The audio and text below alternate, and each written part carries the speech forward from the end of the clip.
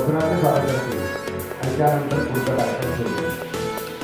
मंचासमोरील तिन्ही रांगा राखून ठेवण्यात आलेल्या आहेत. कृपया कोणीही मंचासमोरच्या तिन्ही रांगावर बसलेले कार्यक्रमाच्या समाप्तीनंतर बाहेर स्कॅनर्स लावलेले आहेत.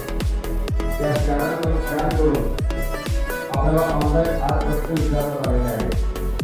त्याचं आपण उत्तर दिलं की आपल्या ईमेल आय डीवर स्वतःच्या नावाने आजच्या कार्यक्रमात उपस्थित राहण्याबद्दलची सर्टिफिकेट आपल्याला ऑनलाईन ठेवले. धन्यवाद.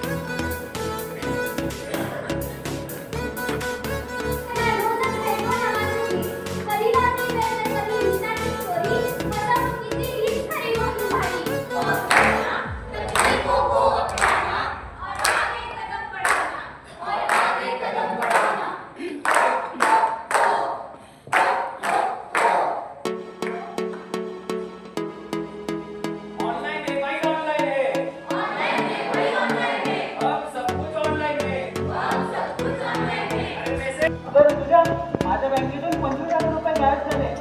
एका बँकवाल्याचा फोन आला होता. मला ओटीपी मागितला आणि मी दिला.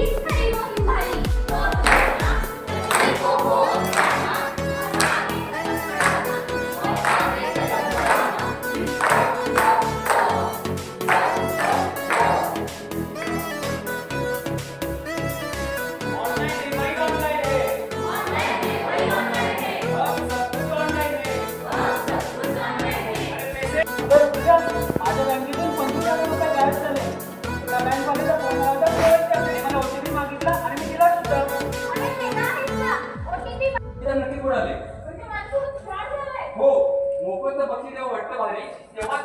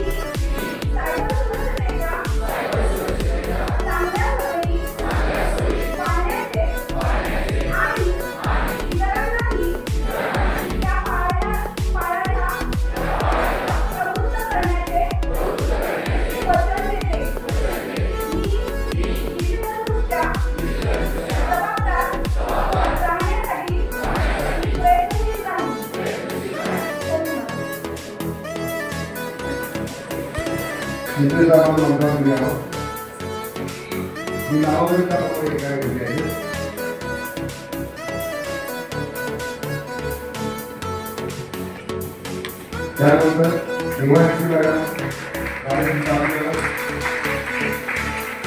लायन पंतप्रधान आजच्या आपल्या सामाजिक कार्यक्रमाचे प्रयोजक नेहमीला उदय पवार यांनी मंचावर यायचे.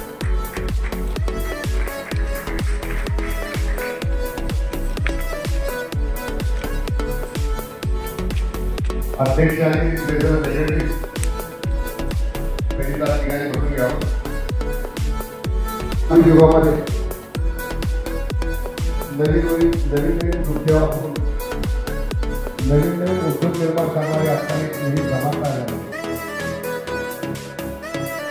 फुकट पाहिजे लवकर पाहिजे मोठं व्हायचं हे नवीन संकल्पना निर्माण झालेली आहे. त्याला पायबंद घालण्याकरता आपण काय करता येऊ शकतो त्यावरचा आजचा सुंदर विवेचन आणि मला आपल्याला करणार आहे. मी प्रमुख पाण्यावर विनंती करतो की त्यांनी ही प्रयोग करू द्या.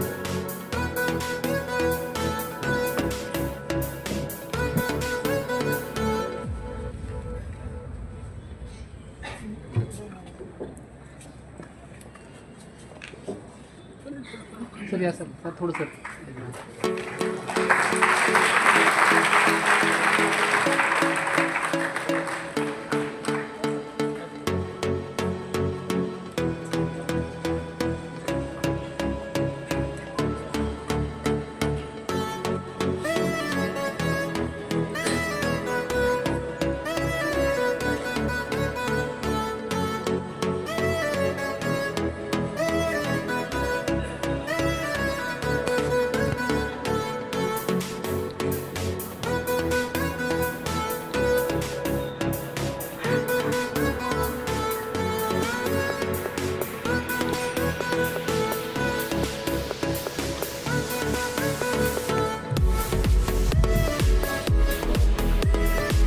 धन्यवाद सर. सर्वांनी आपल्या मनाबरोबर या व्यक्तीची जे लहान मुलं कार्यकर्ते आहेत ते सर्वांनी आमच्यापर्यंत रिझर्व आहे वाचीव आणि अभावावरती तुम्ही थांबू नये अशी ही आम्ही प्रतिज्ञा घेतली. आपल्यापैकी प्रत्येकाने जबाबदार नागरिकाचे कर्तव्य तळमळीने उद्योगपूर्वक पार पाडले पाहिजे कारण त्यावर या वर्षाचा सन्मान आणि वैभव या गोष्टी अवलंबून आहे. आमच्या या राष्ट्रकीर्तीचे मंदिर उभारण्यासाठी आमच्या हातून सतत संस्कृती घडवण्याची आवश्यकता आहे. आता स्वराक्षात लिहिलेल्या ध्वजाचा तेजस्वी इतिहास हीच आमच्या कार्याची शक्ती आहे. आम्ही आमच्या राष्ट्रध्वजावर अढळ निष्ठा उद्घोषित करतो. अर्थात त्याचे भवितव्य म्हणजे आमचे भवितव्य असे आम्ही मानतो. आमच्यापैकी प्रत्येक व्यक्ती या ध्वजाचे तेज वैभव वाढवण्यासाठी मनपूर्वक प्रयत्न करील आणि या प्रयत्नातूनच आम्ही आमच्या ध्वजाला राष्ट्रमंडळात उंच आणि मानाने फडकवू. जय हिंद. थँक्यू. धन्यवाद सर. अध्यक्ष लायन्स सतीश मोरे यांना विनंती. आजच्या या कार्यक्रमाचे प्रमुख पाहुणे ज्यांनी कराडमध्ये 3 वर्ष अतिशय काळ गाजवलेला आहे, महाराष्ट्र राज्याच्या सायबर क्राईम या विभागाचे पोलीस उपमहानिरीक्षक माननीय संजय शिंदे, कार्यक्रमाचे आमचे प्रमुख अतिथी लायन्स क्लब ऑफ कराड चे सर्व मान्य पदाधिकारी, कार्यक्रमाच्या प्रमुख पाहुणे आलेले त्या DYSP मॅडम माननीय राजेंद्र पाटील, आमच्या क्लबचे गव्हर्नर माननीय MJ लायन चिकले, या कार्यक्रमाचे ज्यांनी आम्हाला सहकार्य केलं असे या कार्यक्रमाचे प्रमुख प्रायोजक शिवाजी ज्वेलर्सचे उदय पवार, अजय PSC, सर्व उपस्थित मान्यवर, कराड शहर तालुका पोलीस स्टेशनच्या अंतर्गत आलेल्या सर्व पोलीस ठाण्याचे वरिष्ठ अधिकारी, विविध महाविद्यालयाचे प्राचार्य, विद्यार्थी तसेच पत्रकार, माननीय संजय शिंदे साहेबांच्यावर प्रेम करणारे व त्यांचं भाषण ऐकण्यासाठी कराड शहरातून परिसरातून आलेले सर्व नागरिक. कराड लायन्स क्लब हा 1966 पासून कराडमध्ये कार्यरत आहे. यावर्षी लायन्स क्लबचा अध्यक्ष म्हणून 1 जुलैला पदभार स्वीकारल्यानंतर एक वेगळं काहीतरी करण्याचा एक माझा एक ध्यास होता, इच्छा होती. बरोबर 1 वर्षापूर्वी म्हणजे जुलै महिन्यात 13 जुलैला मी मुंबईला गेलेलो होतो. मुंबईमध्ये माननीय शिंदे साहेबांच्या ऑफिसमध्ये त्यांची भेट घेतलेली होती. सरांना तारीख आठवत असेल आणि त्या दिवशी मी सरांना म्हणलं, सर तुम्ही कराडचा काळ इतका गाजवलेला आहे, तुम्हाला कराडमध्ये प्रमुख पाहुणे प्रमुख वक्ता म्हणून बोलवायची माझी खूप इच्छा आहे. बरोबर वर्षभराने मी तेव्हा इच्छा व्यक्त केली. ती इच्छा फळाला आली. एका वर्षानंतर लायन्स क्लबचा अध्यक्ष म्हणून मी झाल्यानंतर मी सरांना गेल्या 10-12 दिवसापूर्वी विनंती केली आणि सरांनी त्या गोष्टीला तात्काळ परवानगी दिली. सायबर क्राईम किंवा सायबरमध्ये होणारे घोटाळे याबाबत सर्व जगभरात आपल्याला सर्वांना माहिती काय होत आहे. याबाबत चांगले लोक असतात, सर्वसामान्य लोक असतो असं नाही. काय या ठिकाणी अतिशय खूप शिकलेले लोक सुद्धा या सायबरच्या सापळ्यात सापडलेले आहेत आणि सायबरचा अतिशय चांगला अभ्यास असणारे संजय शिंदे साहेब यांनी जर कार्यक्रमात ते आले तर एक कराडच्या नागरिकांना याबाबत चांगलं मार्गदर्शन मिळेल अशी माझी तीव्र इच्छा होती. त्यामुळे शिंदे साहेब या कार्यक्रमाला आलेले आहेत. या कार्यक्रमाला प्रमुख पाहुण्यांची निवड झाल्यानंतर कराड तालुक्यातील किंवा कराड शहर परिसरातील प्रमुख महाविद्यालयाला आम्ही जाऊन भेटलो. महाविद्यालयातील विद्यार्थी या कार्यक्रमाला मोठ्या संख्येने उपस्थित आहेत आणि विद्यार्थी वर्गांच्या मध्ये जर ह्या जनजागृती झाली तर ती त्यांच्या घरात पोहोचेल, त्यांच्या महाविद्यालयामध्ये पोहोचेल अशा उद्देशाने सर्व विद्यालयातील महाविद्यालयातील विद्यार्थ्यांना आमंत्रित केलं. ते सर्व विद्यार्थी या ठिकाणी आलेले आहेत. मी जास्त काय बोलत नाही. पुढील वर्षभराच्या कालावधीमध्ये लायन्स क्लबच्या अध्यक्ष या नात्याने अतिशय चांगले उपक्रम या ठिकाणी राबवण्यात येतील. यासाठी कराडकरांचं मला सहकार्य हवं आहे. गेली 25 वर्षे पुढारीमध्ये पत्रकारिता करत असताना अनेक मित्र जोडले. या मित्रांना भेटल्यानंतर अनेकदा वर्षभरात किंवा दिवसभरात अनेकदा असा विषय येतो की सर तुम्हाला काय अनेकजण आपल्याला काय काम घेऊन येतात. ते काम घेऊन आल्यानंतर ते काम झाल्यानंतर त्यांची इच्छा असते सर तुम्ही आम्हाला एखादं काम सांगा. म्हणजे हे काम ह्या वर्षभरात ते कसं सांगणार आहे की समाजासाठी तुम्हाला काय देता येईल तेवढं द्या. जेव्हा 1 तारखेला या लायन्स क्लबचा मी पदाधिकारी म्हणून कार्यभार स्वीकारला, एक छोटासा पदाधिकारीला कार्यक्रम झाला आहे.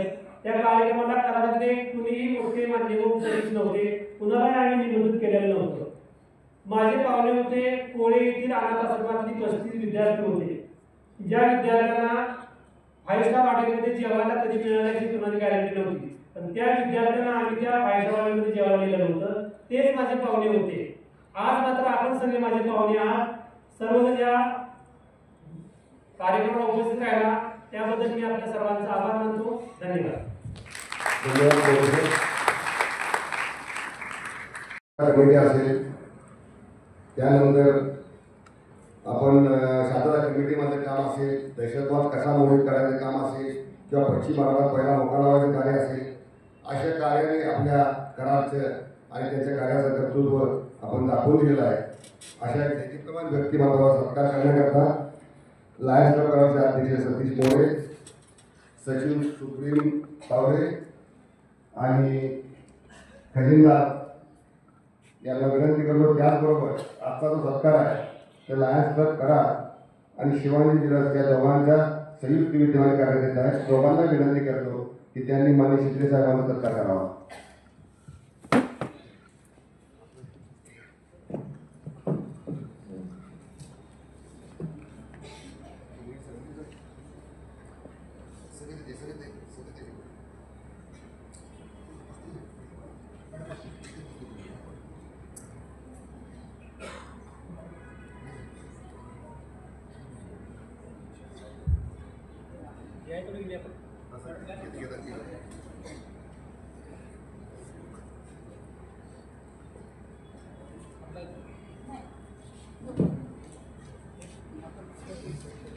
टाळ्या वाजेल नाही.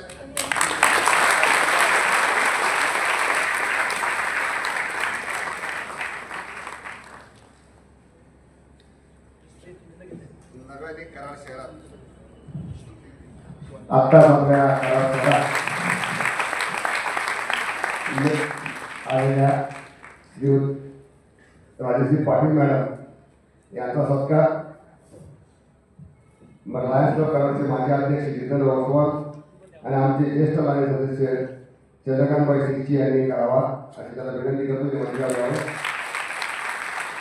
त्याचबरोबर शिवाजी ज्वेलर्सचे तहसीलदार साहेब यांनी मंत्री यावं.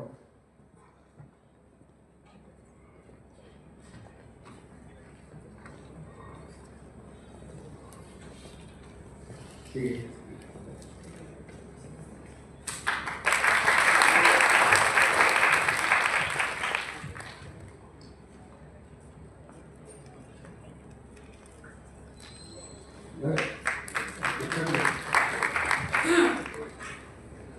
Patil madam Patil madam Patil madam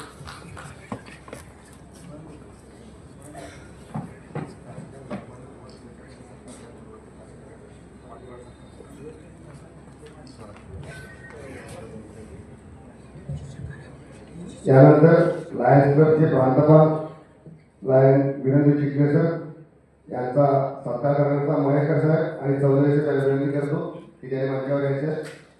करारचे उद्योजक आहेत महेशकर सर. नसतील मला असतील तर अध्यक्ष करून घ्या.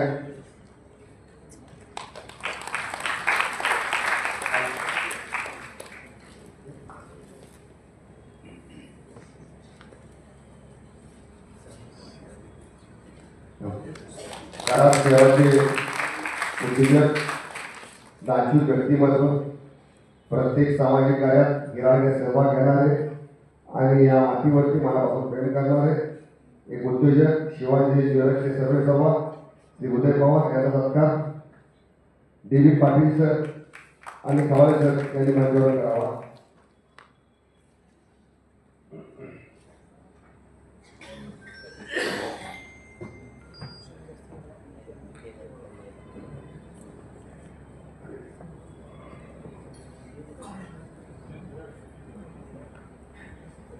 सर्व सन्माननीय सदस्य बसलेले आहेत.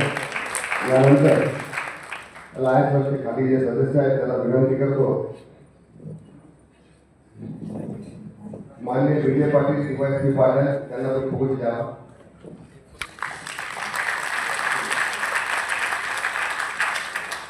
विजय पाटील आले आणि राजू तहसीलदार साहेब वरिष्ठ पोलीस निरीक्षक कराड शहर, माननीय महेंद्र जगताप वरिष्ठ पोलीस निरीक्षक कराड तालुका निरीक्षक ग्रामीण पोलीस स्टेशन। नमस्कार। व्यासपीठावर उपस्थित लायन्सचे सर्व सर्वेसभा, लायन्सचे अध्यक्ष, लायन्सचे सेक्रेटरी, तसेच माननीय आपल्या सातारा जिल्हा गाजवलेले शिंत्रे साहेब, तसेच नुकत्याच आगमन झालेले आपल्या DYSP मॅडम आणि उपस्थित माझ्या सर्व भारतीय भाग्य विधात्यांनी, मी विजनरी आणि यशस्वी युवा उद्योजक उदय पवार। खरं तर आजच्या या युगात विजनरी असणं का गरजेचं आहे तर मित्रांनो, शिवांजली ज्वेलर्स मी गेली 23 वर्षापासून सांभाळत आहे, ते माझं यशस्वी 23वा वर्ष आहे। आणि खरं सांगायचा अभिमान मला या गोष्टीचा वाटतो की मी राजमाची ते कराड सायकलवरून प्रवास केला आणि मला आमचे माननीय रिटायर्ड DYSP उदय डुबल साहेब, रिटायर्ड DYSP माननीय सयाजीदादा डुबल साहेब आणि सध्या ऑन ड्युटी असणारे माझे मार्गदर्शक माननीय आदिलराव कोळ साहेब यांच्यासारख्या ज्येष्ठ लोकांच्या मार्गदर्शनाखाली मी 23 वर्षाचा हा प्रवास पूर्ण करू शकलो। आणि मी या कार्यक्रमाच्या निमित्तानं नक्कीच शिंत्रे साहेब असतील, आमच्या पाटील मॅडम असतील, यांचे मार्गदर्शन यापुढे मिळेल अशी मी प्रामाणिक अपेक्षा व्यक्त करतो। खरं तर मित्रांनो, तुम्ही भारतीय विधात्यानं का म्हटलो तर तुम्ही खरोखर भारतीय विधाते का, तर आपल्याला विजन जर असेल, एक विजन घेऊन जर तुम्ही काम केलं ना तर तुम्हाला आयुष्यात कुणाकडे पैशासाठी हात पसरायची वेळ येणार नाही। आणि हे विजन निर्माण करत असताना तुम्हाला अनेक गोष्टी अडचणी करतात, अनेक गोष्टी तुम्हाला मुश्किलमध्ये घेऊन जातात। त्याच पद्धतीनं आजचा हा आपला सायबर क्राईमचा सुद्धा विषय खूप महत्त्वाचा आहे। सायबर क्राईम सारखा विषय आपण जर व्यवस्थित हाताळला तर नक्कीच मित्रांनो आपण या सायबरच्या युगामध्ये आपण यशस्वी होऊ शकतो।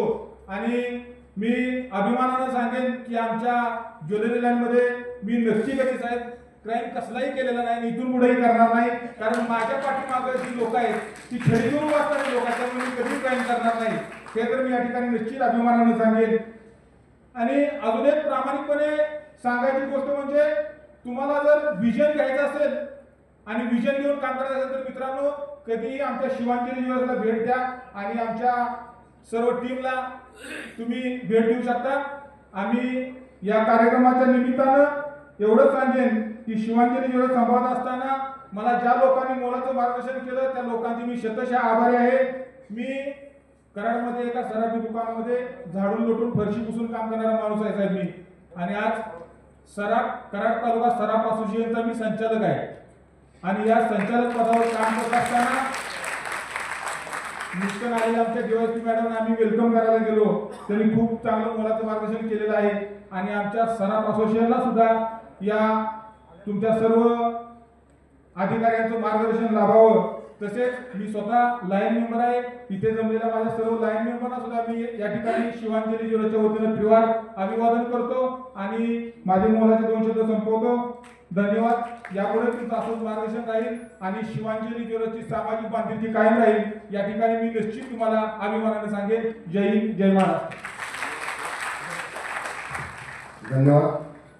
यानंतर आमच्या लायन्सच्या डिस्ट्रिक्टचे प्रांतपाल लायन चिखले सर यांची ओळख देण्याकरता Avinash Bhise sir lion club of कराडचे सदस्य आणि माजी सेक्रेटरी यांना विनंती करतो त्यांनी ओळख करून द्यावी।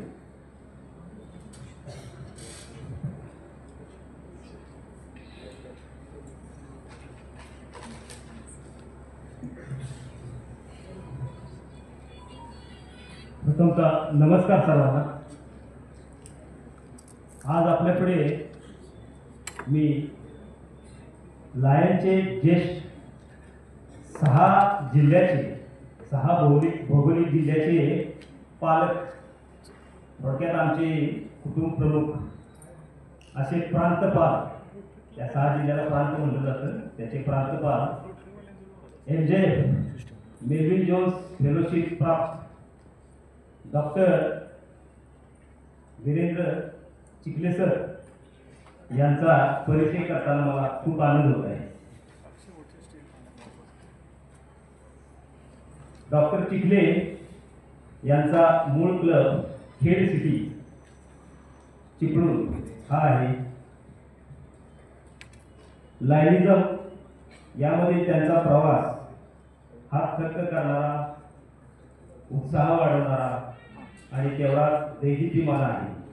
2010-11 संस्थापक अध्यक्ष होते, उपाध्यक्ष लायन्स क्लब खेड सिटी. 2012-13 अध्यक्ष, 2015-16 zone chairman, 2019-20 region chairman, 2020-21 DC childhood cancer आणि सलग 8 वर्षे कॅबिनेटमधील पदावर ऑफिसर म्हणून त्यांची नियुक्ती झालेली आहे. तसेच त्यांच्याबद्दलची विशिष्ट एक गोष्ट सांगायला मला खूप आनंद होते. ते वारकरी संप्रदाय याच्याशी खूप निगडीत आहे. स्वतः त्यांना छंदमध्ये बॅडमिंटन, टेनिस, ट्रेकिंग, कीर्तनकार आहे, विशारद, तबला, हार्मोनियम वादन, गायन, निवेदक अशा पद्धतीचे अष्टपैलू व्यक्तिमत्व आपल्यापुढे सादर करताना आणि त्यांचे विचार ऐकताना आपल्याला खूपच एक आनंद मिळणार आहे. 2023-24 मध्ये ते द्वितीय प्रांतपाल झाले. 24-25 मध्ये प्रथम उपप्रांतपाल, 25-26 या वर्षात प्रांतपाल आणि त्यांना मिळालेले सन्मान असे आहे. 2012-13 बेस्ट प्रेसिडेंट झोन, रिजन आणि डिस्ट्रिक्ट. 2015-16 रिजन आणि district best zone chairman, international leadership award आणि medal. 2019-20 best region chairman of district, international leadership award आणि मेडल. 2020-21 मध्ये बेस्ट कोविड योद्धा डिस्ट्रिक्ट आणि मल्टिपल. अशा या बहुआयामी आणि अतिशय सर्व गुण संपन्न आणि सर्वांना बरोबर घेऊन जाणारे व्यक्तिमत्व आणि ते आज आमच्या यावर्षीचे प्रांतपाल आहेत आणि त्यांच्यासोबत काम करताना सर्व लाईन मेंबर्सना आणखी उत्साह वाढवण्याचं काम त्यांनी पहिल्याच त्यांच्या भाषणामध्ये केलेलं आहे.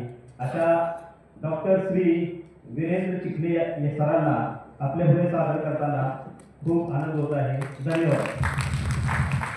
धन्यवाद सर.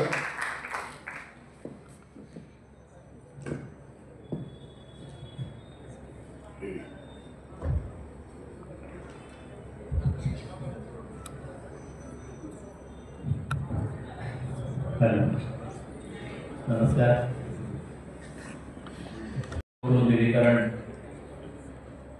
श्रोते, महत्त्वाचे श्रोते, आपण ज्यांना महत्त्वाच्या विचारावर आपण ज्यांचे विचार ऐकणार आहोत त्यांना वेळ देणं गरजेचं आहे. हा कार्यक्रम प्रमुख म्हणून त्या आपण असं करूया, सन्माननीय व्यासपीठावर आजचे प्रमुख पाहुणे पोलीस महानिरीक्षक, उपमहानिरीक्षक संजय शिंदे सर, त्यानंतर सर्वच आणि प्रिसाइडिंग ऑफिसराचे आमचे मोरे सर, लायन अध्यक्षपदी त्यांची नियुक्ती झाली, अभिनंदनीय.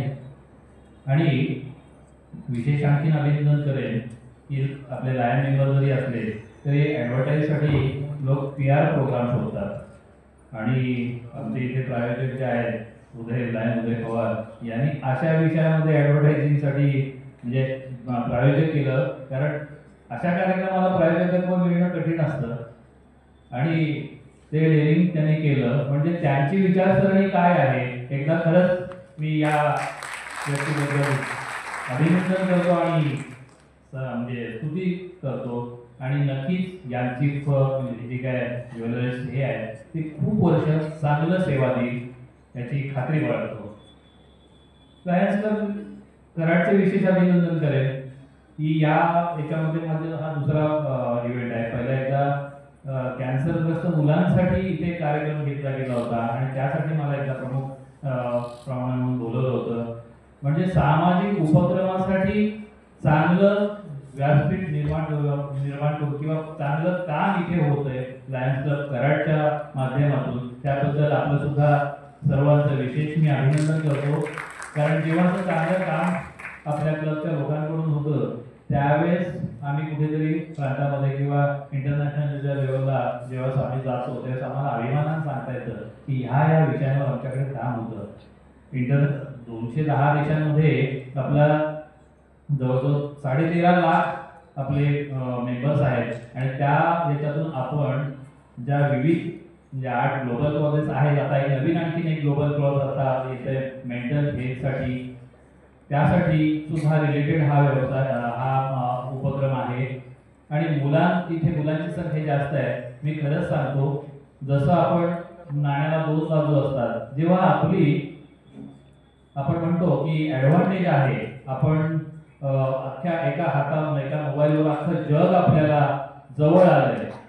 पण मी तुम्हाला एक असा प्रश्न विचारतो, जग जवळ आलंय, तुम्ही तुमची कक्षा रुंदावलीत, परंतु त्यामध्ये आपण नाती जपलेत का? आज आपण एकत्र कुटुंबात जरी आपण कधी संध्याकाळी एकत्र जेवायला बसतो का हो? किंवा आपण एकत्र असू तर आपल्या प्रत्येकाच्या हातात मोबाईल, कुटुंबामध्ये सुद्धा हीच परिस्थिती आहे. प्रत्येकाच्या हातात मोबाईल घेऊन तो वेगवेगळ्या म्हणजे जवळ खुर्च्या असतात परंतु संवाद नसतात. आणि मग ते इतकी पिढी आहारी जात चालली. ॲडव्हान्टेज आहे त्याबरोबर डिसएडव्हान्टेज सुद्धा आहे. आणि त्या प्रत्येकाला असं वाटायला लागलंय मुलांना, म्हणजे आम्ही सुद्धा त्याच्यातच आहोत, पण आम्ही एवढे आहारी गेले नाही आहोत. असं वाटायला लागलं की मी सर्वज्ञानी आहे. परंतु मी असा प्रश्न विचारेन मुलांना, किती मुलांच्या घरी त्यांचे आजी आजोबांसोबत एकत्र राहिलं जात आहे? कोण हात वर करू शकतात, सांगतात? किती मुलांच्या घरी आजी आजोबा आहेत? खरंच ज्यांच्या घरी आजी आजोबा आणि एकत्र कुटुंब आहे त्यांचं ते नशीबवान आहे. कारण जसं मोबाईलवरून तुम्हाला ॲडव्हान्स नॉलेज मिळतंय तसं त्या आजी आजोबांकडून जे संस्कार मिळतात ना, कारण आजची कुटुंब पद्धती अशी वेगळी आहे की आई वडील दोन्ही कमवण्यासाठी बाहेर आहेत आणि मग त्या मुलाची काळजी घ्यायला कोण नाही. त्या मुलाला जेव्हा खरंच म्हणजे वेळ हवा असतो तो वेळ देण्यासाठी आई वडिलांकडे नाही. आणि मग मुलं केअरटेकर आई यांच्या हातात देऊन आणि आपण सांगतो की आम्ही त्या मुलांच्या करिअरसाठी आम्ही कमवतोय, आम्ही त्याच्यासाठी करतोय. परंतु हे चुकीचं स्टेटमेंट आहे. आपण आपल्यासाठी स्वतःसाठी करतोय. कारण जन्माला आलेलं प्रत्येक मूल हे त्याचं नशीब घेऊन आलेलंच असतं. ते त्याचे पालन पोषण त्याच्या नशिबात आहे त्याप्रमाणे होतच. आपण त्याला सपोर्ट फक्त करायचा असतो. परंतु जेव्हा ही मुलं दाई किंवा बेबी केअर याच्यामध्ये वाढतात त्यावेळेस संस्कारामध्ये खूप कमी पडतात. आणि मग जेव्हा आपण म्हातारे होतो त्यावेळेस ती मुलं म्हणतात की ह्याने कुठे आपल्याला वेळ दिला. ते पण ते जसं आपण त्यावेळेस त्यांना पैसे देतोय, जे मागेल ते देतोय, परंतु संस्कार किंवा वेळ आपण देऊ शकलो नाही. मग ती मुलं सुद्धा नंतर आपल्याला, आपण बेबी केअर मध्ये ठेवत होतो, ती मुलं आपल्याला बाबा केअर मध्ये ठेवतील आणि म्हणतील आम्ही पैसे देतो. बाबा केअर म्हणजे लक्षात आलं असेल वृद्धाश्रम. आणि ती मुलं म्हणतील की आम्ही तुम्हाला पैसे देतो, आम्ही चांगल्या वृद्धाश्रमात ठेवतो. परंतु त्यावेळेस त्या पैशाची गरज असते का हो? नाही. त्यावेळेस त्या आई वडिलांना मुलांचा वेळ हवा असतो पण आपण तो देऊ शकत नाही. ही जी परिस्थिती आहे समाजाची त्या, आणि मग अशी मुलं नात्यातली बंधनं त्यांना नसताना माहिती नसतं आणि आपण पेपर घेऊन वाढवतो सगळं, त्यांना नाही म्हणजे नकार ऐकायची सवयच नसते. आणि मग ज्यावेळेस अशी वेळ येते एखाद्या गोष्टी त्यांना अपयश येतं, कारण ते ग्राउंड लेवलमधून मातीतून खेळून गेले नसतात, मोबाईलवर खेळ वाढतायत आणि जेव्हा त्यांना अपयश येतं त्यावेळेस त्यांना ते सहन होत नाहीत आणि आत्महत्यांसारख्या मार्गाकडे ते जातात. त्यामुळे बेसिक जे संस्कार पाहिजेत ते कुटुंब पद्धती, एकत्र कुटुंब पद्धतीतून आहेत. आता हा विषय थोडासा मी का घेतला तर इथे बरीचशी मुलं आहेत म्हणून. आणि खरंच सांगतो, जेव्हा आता आपण आहारी जातोय आपण त्यांच्या, आपण क्विक मनीच्या मागे जातोय, आपल्याला कमी श्रमामध्ये पैसे मिळवायची हाव असते. मग आपण अशा OTP देणं म्हणजे चटकन आपल्याला पैसे कसे मिळू शकतील याच्याकडे जातो आणि शेवटी हातात पदरी निराशाच येते. आणि आता आणखीन एक म्हणजे आता आपण ऐकलं असेल की OTP देऊ नका, आपले डिटेल्स देऊ नका. परंतु आता हे जे क्राईम वगैरे ते त्याही पेक्षा पुढे गेले. तुम्ही नाही OTP दिला कारण माझ्या घरी सुद्धा घडलेलं आहे. आम्ही सुशिक्षित आहोत, मिसेस फार्मासिस्ट आहे, प्लस सारोडेटे चालू आहे, परंतु तिचे सुद्धा एकही OTP न देता अकाउंटमधून अचानक पैसे डिलीट व्हायला लागले आणि जेव्हा लगेच लक्षात आलं त्यांनी जाऊन ते अकाउंट ब्लॉक केलं. परंतु मीही बाहेर होतो, परंतु त्यांनी मला सांगितलं कधीही मी अजून कसलाही OTP दिलेलं नाही, तरी सुद्धा पैसे कसे गेले. 64,000 रुपये गेल्यानंतर आम्हालाही कळलं की यांनी आणखीन एक पाऊल पुढे टाकलेलं आहे. म्हणजे ते डाटा सर्च करून त्याच्यातून कसे मिळवतात. मग ह्या सर्वांचा याच्यासाठी म्हणजे प्रबोधनासाठी, अवेअरनेससाठी सरांसारखे व्यक्तिमत्व येतात आणि आपल्याला मार्गदर्शन करतात. प्रत्येकाने मुलांनी या तरुण पिढीने तर ते आत्मसात करावं आणि या क्राईम पासून लांब राहावं. ऍडव्हान्टेज जसे आहे तसे डिसएडव्हान्टेज सगळ्या दोन्ही गोष्टींचा विचार करून आपली जीवनशैली निवडावी. मी पुन्हा एकदा कराडकरचं अभिनंदन करेन आणि धन्यवाद देईन. त्यांनी मला या कार्यक्रमाचा साक्षीदार होण्याची संधी दिली आणि माझा इथे सन्मान केला, मला बोलण्याची संधी दिली, त्याबद्दल धन्यवाद. धन्यवाद सर. यानंतर कराड शहरात नुकत्याच आलेल्या आपल्या मॅडम निवासी मॅडम राजेश पाटील यांची ओळख आणि परिचय लायन संदीप तराडे करून देते. सर्वांना विनंती आहे की समोरच्या मिनिट्स दिली तेवढंच प्रत्येकाने बोलावं. नमस्कार. स्टेजवरील आणि स्टेजसमोरील सर्व सन्माननीय मान्यवर, लायन्स क्लबचे सर्व सदस्य, पत्रकार आणि माझ्या बंधू आणि बहिणींनी, सांगली जिल्ह्यातील खानापूर तालुक्यातील एका छोट्याशा खेडेगावात जन्मलेली एक मुलगी, तिनं आपलं शिक्षण सांगली येथे पूर्ण केलं आणि त्यानंतर त्यांनी इलेक्ट्रॉनिक इंजिनिअरिंगचं शिक्षण पूर्ण केल्यानंतर परीक्षा देऊन सांगली जिल्ह्याची मान उंचवावी असं नायब तहसीलदारपदी त्या रुजू आल्या. त्यांचंच नाव म्हणजे सध्याच्या आपल्या हजर झालेल्या राजश्री पाटील मॅडम.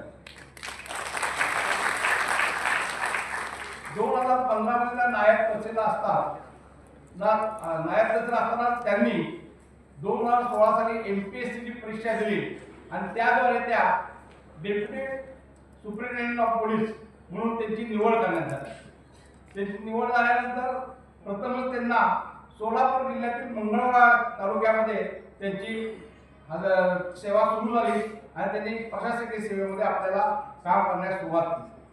तदनंतर तुरुची येथे पोलीस प्रशिक्षण केंद्र व MIDC पुणे येथे त्यांनी आपल्या कामकाजाचा ठसा उठवला आणि आपल्या कामकाजाचा एक वेगळा लोकांना त्याचा फायदा करून दिला, समाजासाठी उपयोगी पडला. त्यात राजेश पाटील यांनी नुकताच 8 दिवसापूर्वी कराड शहराचे DYSP पद भूषवलेले आहे.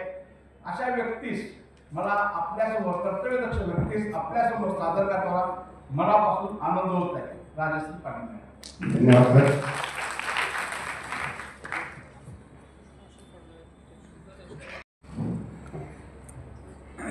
आजच्या सायबर जनजागृती कार्यशाळेच्या कार्यक्रमासाठी व्याख्याते म्हणून आलेले आदरणीय संजय शिंदे सर, व्यासपीठावर उपस्थित लायन्स क्लबचे अध्यक्ष, ट्रेझरर, लायन्स क्लबचे प्रांतपाल, तसेच शिवांजली ज्वेलर्सचे मालक आणि या कार्यक्रमासाठी आणि आदरणीय शिंदे सरांना ऐकण्यासाठी उपस्थित सर्व कराडकर, तसेच माझे पोलीस विभागाचे अधिकारी, अंमलदार आणि विद्यार्थी मित्रांनो, आज आदरणीय सरांच्या मार्गदर्शनाखाली लायन्स क्लब तर्फे सायबर जनजागृती कार्यशाळेचं आयोजन करण्यात आलेलं होतं.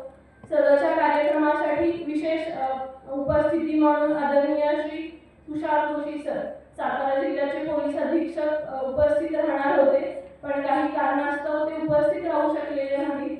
त्यांच्या वतीने आज मी या कार्यक्रमाला उपस्थित आहे. सदरचा कार्यक्रम हा सायबर जनजागृती कार्यशाळा म्हणजे सायबरच्या संबंधातले कायद्यांची माहिती आणि गुन्ह्यांची माहिती आणि त्यातून आपण काय काळजी घेतली पाहिजे या संबंधातला एक छोटासा कार्यक्रम आहे. माझी सर्व विद्यार्थिनी आणि विद्यार्थ्यांना विनंती आहे की आपण हा कार्यक्रम शेवटपर्यंत अटेंड करावा, कारण आदरणीय सरांचा अनुभव आणि सोबतच ते विशेष पोलीस उपमहानिरीक्षक आहेत सायबर विभागाचे, त्यामुळं सरांचे वेगळे अनुभव आपल्याला ऐकायला मिळतील. मी फार काही वेळ न घेता एवढंच सांगेन विद्यार्थ्यांसाठी की हा कार्यक्रम जसा आपण त्याचे विक्टीम होऊ नये म्हणून आहे, त्याच पद्धतीनं आपण त्याच्यातले आरोपी असू नये त्या दृष्टीनं पण आपण थोडाफार विचार केला पाहिजे. सायबर म्हणजे फक्त पैशांची फसवणूक आणि मग त्याच्यातून घडणारे गुन्हे असं न समजता आपण ज्या वेळी इलेक्ट्रॉनिक माध्यमांच्या वापरातून गुन्हे करतो त्यामध्ये स्टॉकिंग असू देत, काही कमेंट्स असू देत, व्हॉट्सअपला स्टेटस असू देत, सोशल मीडियावरती काही तुमच्या कमेंट्स असू देत, लाईक्स असू देत, त्या सुद्धा गोष्टी आपण सायबर क्राईम्सच्या अंडर कन्सिडर करतोय. जिथे जिथे इलेक्ट्रॉनिक साधनांचा वापर होतोय तिथे तिथे आपल्याला वॉच करणारी एक दुसरी एजन्सी असते. ते पोलीस असतील, इतर डिपार्टमेंट्स असतील, पण आपण त्याची काळजी घ्यावी एवढीच मी विनंती करेन. कार्यभार घेतल्यानंतरचा पहिलाच मोठा कार्यक्रम आज लायन्स क्लब ऑफ कराडतर्फे आयोजित असल्याने मला या कार्यक्रमाला येण्याची संधी मिळाली आणि मला त्यांनी बोलण्याची संधी दिली. याबद्दल मी लायन्स क्लब ऑफ कराड आणि शिवांजली ज्वेलर्सचे पुन्हा एकदा धन्यवाद मानते आणि आदरणीय शिंदे सरांनी या कार्यक्रमाला मार्गदर्शन करावे अशी मी सरांना विनंती करते. जय हिंद. अतिथी मार्गदर्शक आणि व्याख्याते पोलीस उपनिरीक्षक सर शिंदे सर यांची ओळख करून देण्याकरता, परिचय करून देण्याकरता आमच्या लायन्स क्लब कराडचे ज्येष्ठ सदस्य, जिल्हा सरकारी वकील असणारे आणि सर्व्हिस गुन्हेगारांना जन्मठेपेची शिक्षा देणारे असे आमचे सरकारी वकील आणि आमचे लायन्स सदस्य, आमचे ज्येष्ठ सदस्य ॲडव्होकेट सतीश पाटील यांना विनंती करतो की त्यांनी आपली थोडक्यात शिंदे सरांची ओळख करून द्यावी. सर्वांना नमस्कार. संजय शिंदे IPS हे नाव ऐकलं तरी नेम इज द गॅरंटी या वाक्याची मला प्रचिती येते. संजय शिंदे साहेब कराडला असताना मी पब्लिक प्रॉसिक्युटर होतो. शेवटी पब्लिक प्रॉसिक्युटरचं काम आहे की पोलिसाकडून जे पेपर्स येतात ते कोर्टाकडे मांडणे, तर गुन्हेगारांना शिक्षा होऊ शकते. परंतु शिंदे साहेबांच्या तपासात, GR पाटीलच्या तपासात मला असं आढळून आलं चुकता कुठलाही साक्षीदार गरज होत नाही असा त्यांचा तपास होता. त्यामुळं मी त्यांना आमच्या वकील संघटनेतर्फे एक शरद मारतो. सरकारी वकील हे पद अतिशय अवघड, परंतु संपूर्ण आमचं डिपेंडन्स पोलिसांकडे आहे. म्हणून शिंदे साहेबांचा त्यानंतर आलेल्या अनेक पोलीस अधिकाऱ्यांचा अनुभव फार चांगला आहे. फार चांगल्या रीतीने तपास केला म्हणून मी सगळेच गुन्हेगारांना जन्मठेप देऊ शकतो. हे त्याचं यशस्वी ठरलं. संजय शिंदे म्हणजे पोस्टिंग जी झालेली आहे ती डायरेक्ट DYSP म्हणून औरंगाबाद, कराड, सातारा आणि बारामती. कराडलाही त्यांनी अतिशय उत्कृष्टपणे काम केलेलं आहे. ठाणे पोलीस DCP म्हणून क्राईम ब्रँच ठाणे, कल्याण झोन ठाणे, त्याचप्रमाणे मुंबई पोलीसमध्ये DCP या पदावर काम करताना प्रोटेक्शन ब्रँच 4 म्हणून zone Mumbai, special branch 1 Azad Maidan Mumbai, त्याचप्रमाणे कमांडंट म्हणून state reserve police force 2 Pune, state reserve police group 13 Gadchiroli, superintendent police म्हणजे SP सुद्धा होते, highway safety police Nagpur range, protection of civil rights Nagpur, Maharashtra cyber Mumbai. याशिवाय पोलिसांना ट्रेनिंग करण्याचं एक नाशिकला एक मोठं, नागपूरला एक मोठं कॉलेज आहे, त्याचे प्रिन्सिपल म्हणून त्यांनी काम केलं. म्हणजे आता जे पोलीस अधिकारी येत आहेत त्यांना चांगल्या प्रकारे ट्रेनिंग ही प्रिन्सिपल असताना त्यांनी या पोलीस अधिकाऱ्यांनी दिलेलं आहे. अवॉर्ड्स आणि recognition, recipient of director general Insignia medal, other achievements, national cadet corps, NCC cadet, yoga service आणि करंट पोस्टिंग जी आहे deputy inspector general of police Maharashtra cyber Mumbai. त्यांनी एकूण 30 वर्ष आपल्या पोलीस सेवेत घालवलेली आहेत आणि करत आहेत. याशिवाय त्यांचं सामाजिक चळवळीची, सामाजिक कार्यात मोठा सहभाग आहे. तिने त्यांचे की स्किल्स जे आहेत ते law enforcement, cyber security, crime investigation, police administration, leadership, training and development असं हे बहुआयामी व्यक्तिमत्व माननीय संजय शिंदे साहेब IPS यांना मी आपल्याकडे सादर करताना मला अत्यंत आनंद होतो.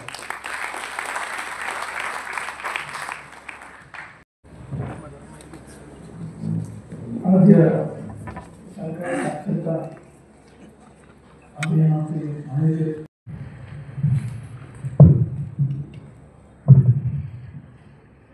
श्री सतीश मोरे, लायन्स क्लबमध्ये वेगवेगळ्या पदावरती कार्यरत असणारे श्री वीरेंद्र चिखले, उदय पवार आणि आत्ताच माझी ओळख करून दिलेले ॲडव्होकेट सतीश पटेल आणि एक ज्येष्ठ आणि जे थेट माझ्या संपर्कात असणारे असे अनेक नागरिक त्या सभागृहामध्ये उपस्थित आहेत. त्यात काही पत्रकार आहेत, काही डॉक्टर्स आहेत, सिनियर सिटीजन्स आहेत. सगळ्यांची नावं घेताना मला खूपच आनंद होतो आहे. परंतु आपला जो मुख्य विषय आहे आणि हा कार्यक्रम मुळात लेट सुरू झाला आणि आता बहुतांशी विद्यार्थी आता उठून जायला लागलेले आहेत. त्यांची आता क्षमता संपलेली आहे ऐकण्याची. तर या पार्श्वभूमीवरती मी थेट विषयामध्ये म्हणतो. सायबर सुरक्षा म्हटलं की आज हा इतका कळीचा विषय झालेला आहे की याच्यातून कोणीही सुटलेला नाही. सायबर म्हणजे काय? म्हणजे दोन रिमोट ठिकाणी असणाऱ्या डिव्हाइसेसचा जो संवाद सुरू होतो तो मग इंटरनेटच्या माध्यमातून होतो किंवा इतर काही रेडिएशनच्या माध्यमातून होतो, तर त्याला आपण साधारणपणे सायबर म्हणतो. आज जगामध्ये 800 कोटीच्या वर लोक राहतात. पूर्ण जगाचा सायबर म्हणजे जगाचा अभ्यास करावा लागतो, जगाचा विचार करावा लागतो. या सायबरमध्ये म्हणजे 800 कोटीच्या वर जी जनता आहे त्याच्यामध्ये काही विकसित देश आहेत, काही अविकसित देश आहेत, काही देशाचा नव्याने जन्म झालेला आहे. परंतु याच्यापासून कोणी सुटलेला आहे. कारण का अमेरिकेमध्ये आणि युकेमध्ये असे काही सोशल मीडियाचे प्लॅटफॉर्म तयार करण्यात आले की ज्याच्यामध्ये अमेरिकेच्या कानाकोपऱ्यामध्ये काय घडत आहे आणि आपल्या भारताच्या बाबतीत जर बोलायचं म्हणलं तर भारतामध्ये 3 देश आहेत. एक हिंदुस्थान आहे, तिथे खेडेगावात राहतात ते. परत दुसरे भारत म्हणजे छोटे मोठे जिल्ह्याच्या ठिकाणी राहणार आहे. आणि तिसरा म्हणजे इंडिया, म्हणजे मुंबई, कोलकाता किंवा पुणे, दिल्ली, हे म्हणजे ही जीवनशैली वेगळी आहे. म्हणजे या 3 लोकांची 3 प्रकारची जीवनशैली आहे. परंतु यांची सुद्धा याच्यातून सुटका झालेली आहे.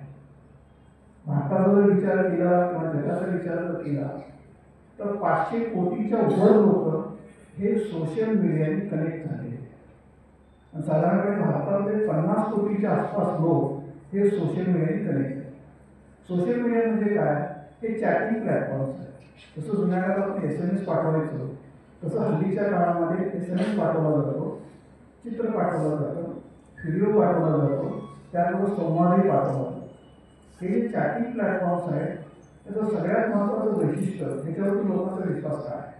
हे सगळं इनक्रिप्टेड आहे. इनक्रिप्टेड म्हणजे 2 डिव्हाइसमध्ये जे कम्युनिकेशन होतं हे तिसऱ्या व्यक्तीला माहीत होत नाही. डिव्हाइस म्हणजे माझ्या हातात एखादा मोबाईल फोन आहे आणि तुमच्या हातात एखादा मोबाईल फोन आहे. माझ्या मोबाईल फोनमधून एखादे चित्रफित, एखादा व्हिडिओ, एखादा संवाद, एखादा टेक्स्ट मी जर दुसऱ्या डिव्हाइसला पाठवला तर तो फक्त त्या डिव्हाइसला पोचतो. ते कोणीही मध्ये इंटरसेप्ट करत नाही. आणि याची सगळ्यात ख्याती व्हॉट्सअपने पूर्ण जगामध्ये तयार केली. त्यामुळं आज पूर्ण जग हे व्हॉट्सअपने कनेक्टेड आहे. आज व्हॉट्सअपचा वापर जर विचार केला तर भारतामध्ये 53 कोटी लोक हे संरक्षित झालेले आहेत, ते व्हॉट्सअपचा वापर करतात. याच्यामध्ये मूळ कारण असं आहे की याचे संवाद कोणीही इंटरसेप्ट करू शकत नाही. त्यामुळे हे एक असं शस्त्र मिळालं की अनेक व्यक्तींच्या हातामध्ये अनेक प्रकारचे बिझनेस सुद्धा याच्यावरती आले. गव्हर्नमेंटने वेगवेगळे पोर्टल्स तयार केले, गव्हर्नमेंटने वेगवेगळ्या योजना जाहीर केल्या, वेगवेगळ्याचे पेमेंटचे गेटवे तयार केले, हे सुद्धा व्हॉट्सअपवरती त्यांनी ठेवलेले आहे. कारण महाराष्ट्र गव्हर्नमेंटच्या अनेक योजना ज्या आहेत या सुद्धा व्हॉट्सअपवरती तुम्हाला उपलब्ध आहे. आता हे सगळं जे व्यापार आहे हा सोशल मीडियाच्या माध्यमातून व्यापार जो निर्माण होतो तो व्यापार कसा असतो तर इंस्टाग्रामचं फॉर एक्झाम्पल तुम्ही उदाहरण जर घेतलं एखाद्या रिमोट प्लेसला एखाद्या खेडेगावामध्ये एखादं स्किल असणारी महिला, मुलगा, मुलगी, वृद्ध माणूस, शेतकरी, शिक्षित, अशिक्षित सर्व लोक त्याचं स्किल त्याच्यावरती ठेवतात व्हिडिओच्या स्वरूपात. मग ज्याला त्याचा उपयोग आहे तो ते बघू शकतो, त्याप्रमाणे स्वतःचं स्किल अपग्रेड होऊ शकतो. तर तुमच्या नजीकच्या काळात उदाहरण हल्ली जर तुम्ही जर बघितलं न्यूजमध्ये गौतमी पाटील डान्सर, तिचा डान्स ज्या गावात असेल त्या ठिकाणी पोलीस बंदोबस्त तगडा लावावा लागतो, लाठीचार्ज करावा लागतो. बरेचसे लोक जखमी होऊन लोक डान्स बघायला येतात. त्यांना माहिती आहे की गेली पोलीसवाले मारणार आहे, तरी पण ते लोक त्या डान्सला जातच होते. त्याचं कारण असं आहे की जी मुलगी आहे गौतमी पाटील नावाची, ती एक स्टेजच्या अनेक डान्सरपैकी एक मुलगी ती होती. ती काही इमान डान्सर नाही, तिने कुठले कोचिंग बिचिंग असं काही प्रकार नाही, फक्त जे तिने व्हिडिओज बघितले, ते काही कोणाचं अनुकरण केलं त्याच्यातून ती डान्सर होती. पण तिनं काय केलं, ते व्हिडिओ तयार केले आणि ते इंस्टाग्रामवरती टाकले, फेसबुकवरती टाकले. अट्रॅक्शन इतकं वाढत गेलं की मागणी इतकी वाढत गेली की परत काळाच्या ओघामध्ये अनेक गावातले तरुण तो डान्स बघण्यासाठी अनेक मैलाचा प्रवास करून जातो. परिणाम असा झाला एक रोजगार निर्माण झाला. तो जो ग्रुप आहे त्यांना रोजगार निर्माण झाला. जर हे व्यासपीठच जर नसतं सोशल मीडियाचं, इंस्टाग्रामचं, तर त्या व्यक्तीला, त्या महिलेला, त्या मुलीला ते कुठल्याही ज्या सिरियल आहेत टी व्ही सिरियलमध्ये काम मिळालं नसतं किंवा आणि कुठेही काम मिळालं नसतं. परंतु ही या सोशल मीडियाची ताकद आहे. आणि तुम्ही जर बघितलं तर अनेक असे काही लोक आहेत शेतीमध्ये काम करतात, त्याला आपण मराठी भाषेमध्ये जुगाड म्हणतो. तो काही तिकडचं त्याचं नॉलेज एकत्रित करतो, त्याच्या समस्या सोडवतो, त्यातून काय करतो. पण त्याच्यामधून तो एक व्यक्ती काम करत असतो, 4 व्यक्तीचं काम एकाच व्यक्ती करतो. मग हळूहळू काय होतं, त्याचं टेक्नॉलॉजीमध्ये रूपांतर होतं. ज्या वेळेला जगामध्ये डिस्कवरी झालेली आहे, इन्व्हेन्शन झालेली आहे. इन्व्हेन्शन म्हणजे जेव्हा डिस्कवरी झाल्यानंतर जेव्हा इन्व्हेन्शन होतं, इन्व्हेन्शन म्हणजे त्या डिस्कवरीचं एखाद्या टेक्नॉलॉजीमध्ये रूपांतर म्हणजे इन्व्हेन्शन, ती टेक्नॉलॉजी तयार असते. तर ह्या सगळ्या छोट्या मोठ्या ज्या गोष्टी आहेत त्या सोशल मीडियाच्या माध्यमातून आहेत. परिणाम असा झाला की सगळं जग म्हणजे आजच्या घडीला 500 कोटी लोक या सोशल मीडियावरती ऍक्टिव्ह आहेत. मग अगदी तुम्ही अविकसित देशातली काही मुलं आहेत की ज्यांना हिंदी अजिबात समजत नाही, आफ्रिकन कंट्रीमध्ये, ते चांगल्या प्रकारचा डान्सचा परफॉर्मन्स करतात आणि तो व्हिडिओ ती पोस्ट करतात. आता हे पोस्ट करण्याचं कारण काय आहे की जेवढ्या त्या पोस्टला लाईक्स मिळतील तेवढं त्या ग्रुपला, त्या यूट्यूब चॅनलला, त्या इंस्टाग्रामच्या पोस्ट जो काय तो अपलोड करतो त्याला पैसे मिळतात. याच्यामधून अनेक खेडोपाडीच्या मुलांना सुद्धा चांगल्या प्रकारचं पैसे मिळालेले आहेत, चांगल्या प्रकारचा रोजगार मिळाला. त्यामुळे याची पॉप्युलॅरिटी वाढत चालली आहे. आता याच्यामध्ये झालेलं आहे कसं की आय डी नावाचा एक प्रकार आहे की लोकांना काहीच माहिती. म्हणजे तुम्ही जेव्हा बोलता इंस्टाग्राम एखाद्या अकाउंटशी तुम्ही जेव्हा बोलता, संवाद साधता, तर तुम्ही त्या व्यक्तीशी नाही संवाद साधता, तुम्ही त्या आयडीशी संवाद साधता. ही आयडी तयार करताना काय लागतं, तर कुठलाही सोशल मीडियावरती प्लॅटफॉर्मवरती जो कोण आयडी तयार करतो, आयडी तयार करताना काय लागतं, तुमचा फोटो लागतो किंवा ज्याला तुम्ही मानता त्याचा फोटो लागतो. मग देवाचा असेल, घरातल्याचा असेल, लहान मुलाचा असेल, गावाकडच्या कुठल्या तरी आणि कुठल्या तरी प्रसंगाचा असेल, अशा प्रकारचा तो फोटो होतो, तो देखील झाला. आता ते दुसरं काही व्हेरीफाय करत नाही, तुमचा अकाउंट डायरेक्ट ओपन. फेसबुकचं असेल, जगामध्ये साधारणपणे 137 प्लॅटफॉर्म्स आहेत, चॅटिंग प्लॅटफॉर्म. भारतामध्ये साधारणपणे 37 प्लॅटफॉर्म्स आहेत. आता हे प्लॅटफॉर्म यूज करणाऱ्यांचे पण ग्रुप आहे. साधारणपणे वयवर्षे 6 ते 13 या वयोगटातील जी मुलं आहेत त्यांचं प्लॅटफॉर्म वापरण्याचं, चॅटिंग प्लॅटफॉर्म हा त्यांचा वेगळा आहे. 13 पासून ते 17 या वयोगटामध्ये काय मुलं बघतात, तो एक ग्रुप वेगळा आहे. त्यानंतर 17 ते 24 वयोगटामध्ये काय मुलं बघतात, तो सुद्धा चॅटिंग प्लॅटफॉर्म वेगळा आहे. 24 पासून 34 वयापर्यंत काय बघतात, तो एक ग्रुप वेगळा आहे. ह्याच्यामध्ये परत महिलांचं सेक्शन वेगळं बघतो, पुरुषांचं सेक्शन, मुलांचं सेक्शन वेगळं बघतो. साधारणपणे 45-54 वर्षापासून पुढे महिला आणि पुरुष काय बघतात याचा एक क्लासिफिकेशन सायबर गुन्हेगारांनी करून घेतलं. आता सायबर गुन्हेगारांना ही माहिती कशी होते, साधी गोष्ट आहे. तुम्ही ज्या वेळेला मॉलमध्ये जाता किंवा एखाद्या मेडिकल सेंटरमध्ये जाता आपण सहज, तर मेडिकल सेंटरवाला सहज विचार तुमचा मोबाईल नंबर किती. आपण नकळतपणे मोबाईल नंबर देऊन टाकतो, ते चुकीचं पण नाही. हे अनेक लोकांचे जे मोबाईल गोळा केले जातात, ती नावं गोळा केली जातात. हे जे मेडिकल स्टोअरचं जे कॉम्प्युटर आहे तो कुठल्या तरी सर्व्हरला अटॅच, तो झाला डेटा क्रिएट. म्हणजे अशा अनेक खेळपाड्यातून अशा अनेक गावातून डेटा तयार झाला. तीच गोष्ट मॉलच्या बाबतीत आहे. तीच गोष्ट ज्या तुम्ही गव्हर्नमेंट पोर्टलवरती जाऊन काही दिलं, आता समजा लाडकी बहीण योजना आहे, त्या योजनेमध्ये जो रजिस्ट्रेशन करायचं ते पोर्टलवरती करायचं आहे, किंवा स्किल डेव्हलपमेंटच्या योजनेच्यावरती पोर्टलवरती जायचं आहे. तिथे तुम्हाला काय द्यावं लागतं? तुमचं आधार कार्ड द्यावं लागतं, तुमचं पॅन कार्ड द्यावं लागतं, तुमचा वास्तव्याचा पुरावा द्यावा लागतो, ह्या तुमचे फोटो द्यावे लागतात, तुमचं रेकॉर्ड द्यावं लागतं. ही जी सगळी जी माहिती आहे ती त्या पोर्टलवरती जाते. आता हे जे पोर्टल आहे ते सगळे सर्व्हरवरती आहे, सर्व डेटा सेंटरवरती आहे. आणि जगामध्ये डेटा सेंटरचा म्हणजे फार बिग मोठी इंडस्ट्री आहे. आणि हा जो डेटा आहे, काही डेटा हा लीक होतो. कधी कधी काय होतं, तिथं काम करणारे सगळे लोक एक्सपर्ट आहेत असं काही नाही, ईमेल हाताळणारे लोक एक्सपर्ट आहेत असं काही नाही, किंवा तुमचा कुठलाही डेटा हाताळणारे कोणी एक्सपर्ट नाही.